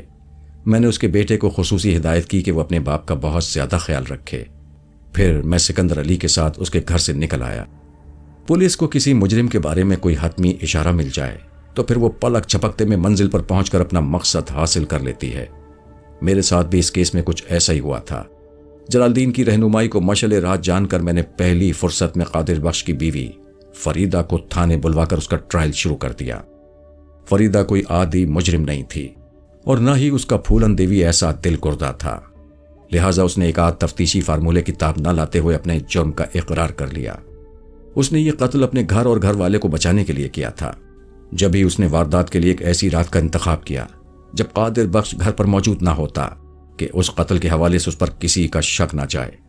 اقبال جرم کرتے ہوئے فریدہ نے مجھے بتایا کہ وہ قادر بخش اور عابد کے چکر سے واقف ہو گئی تھی، لیکن اس سلسلے میں جب اس نے اپنے شوہر سے بات کی تو وہ صاف مکر گیا۔ لیکن وہ اچھی طرح جان چکی تھی کہ قادر بخش اور عابدہ چھپ چھپ کر ایک دوسرے سے ملتے ہیں۔ اس نے کوشش کر کے یہ پتہ بھی لگا لیا کہ وہ اندھیری رات کا فائدہ اٹھا کر بیری والے کھو پر ملاقات کرتے ہیں۔ جب اسے شوہر ہاتھ سے نکلتا ہوا اور گھر برباد ہوتا دکھائی دیا تو اس نے ایک انتہائی قدم اٹھانے کا فیصلہ کر لیا۔ شادی کو 8 سال گزر جانے کے باوجود بھی اس کی گود ہری نہیں ہوئی تھی، اس لحاظ سے اس کی پوزیشن خاصی کمزور اور نازک تھی۔ قادر بخش کو اپنے ساتھ باندھ کر رکھنے کے لیے اس کے پاس کچھ بھی نہیں تھا، لہٰذا اس نے اپنی راہ کے کانٹے کو ہمیشہ ہمیشہ کے لیے صاف کرنے کا مصمم ارادہ کر لیا اور وقوع کی رات اپنے ارادے کو پورا بھی کر دکھایا۔ میں نے اس کا مکمل بیان لینے کے بعد پوچھا، فریدہ تم نے جو کچھ کہا وہ تو سمجھ میں آ رہا ہے، لیکن چند باتیں ہنوز میرے ذہن کو الجھا رہی ہیں۔ وہ منہ سے ایک لفظ ادا کیے بغیر سوالیہ نظروں سے مجھے دیکھنے لگی۔ میں نے کہا، یہ ٹھیک ہے کہ تم نے اپنے منصوبے کو پایا تکمیل تک پہنچانے کے لیے ایک ایسی رات کا انتخاب کیا جب تمہارا خاوند گھر سے اور جائے واردات سے 5 میل دور چک جونا میں موجود تھا تاکہ قادر بخش کی ذات شک کے دائرے میں نہ آ سکے۔ لیکن یہ بتاؤ، جب قادر بخش رائے پور میں موجود ہی نہیں تھا تو عابدہ اس سے ملاقات کے لیے بیری والے کھو پر کیوں گئی؟ اسے ایسا کرنے کے لیے میں نے مجبور کیا تھا، فریدہ سپاٹ آواز میں بولی۔ تم نے مجبور کیا تھا؟ میں نے حیرت بھرے لہجے میں کہا، مگر کیسے؟ میں ان کی ملاقات کے طریقہ کار سے واقف ہو گئی تھی، وہ ٹھہرے ہوئے لہجے میں بتانے لگی۔ انہوں نے آپس میں مشورہ کر کے چند اشارے طے کر لیے تھے۔ جب انہیں ملنا ہوتا تھا تو قادر بخش آبدہ کی بچی فاخرہ کے ہاتھ پر پین کی مدد سے ایک مخصوص نشان بنا دیا کرتا تھا جو کسی ستارے سے مشابہ ہوتا۔ آبدہ فاخرہ کا ہاتھ دیکھ کر سمجھ جاتی کہ آج رات جب پورا قصبہ گہری نیند کے مزے لوٹ رہا ہو تو اسے قادر بخش سے ملنے کے لیے بیری والے کھو پر جانا ہے، اور وہ وہاں پہنچ جاتی تھی۔ میں نے بھی اسی طریقے کو اپنا کر آبدہ کو بیری والے کھو تک بلا لیا تھا، جہاں ایک درخت کی اوٹ میں پہلے سے چھپی کھڑی تھی۔ پھر رسی نے میرا کام آسان کر دیا۔ وہ میری گرفت میں بہت تڑپی، پھڑکی، لیکن میں نے رسی کے پھندے میں ذرا سی کمزوری نہیں آنے دی، اور جب تک وہ اس دنیا سے اس دنیا میں نہیں پہنچ گئی میں نے رسی کو کس کر تھامے رکھا۔ وہ لمحہ بھر کو رکی، ایک آسودہ سانس خارج کی اور بڑی صفاقی سے بولی۔ میں نے آبدہ کی لاش کو بیری والے کھو کے پاس چھوڑا، رسی کو کھیتوں کی طرف اچھال دیا اور اطمینان سے چلتے ہوئے گھر آ گئی۔ مجھے پکا یقین تھا کہ میری یہ حرکت کسی کو نظر نہیں آئے گی، لیکن اس مرتوت کھوجی نے میری ساری محنت پر پانی پھیر دیا۔ بات کے اختتام پر فریدہ کے چہرے اور آنکھوں پر کچھ اس قسم کے تاثرات ابھر آئے تھے جیسے اس نے کسی نہایتی تلخ شہ کو بے خیالی میں دانتوں تلے دبا لیا ہو۔ میں نے پوچھا، کیا آبدہ کو یہ بات نہیں پتا تھی کہ قادر بخش دوپہری کو گاؤں سے نکل گیا تھا؟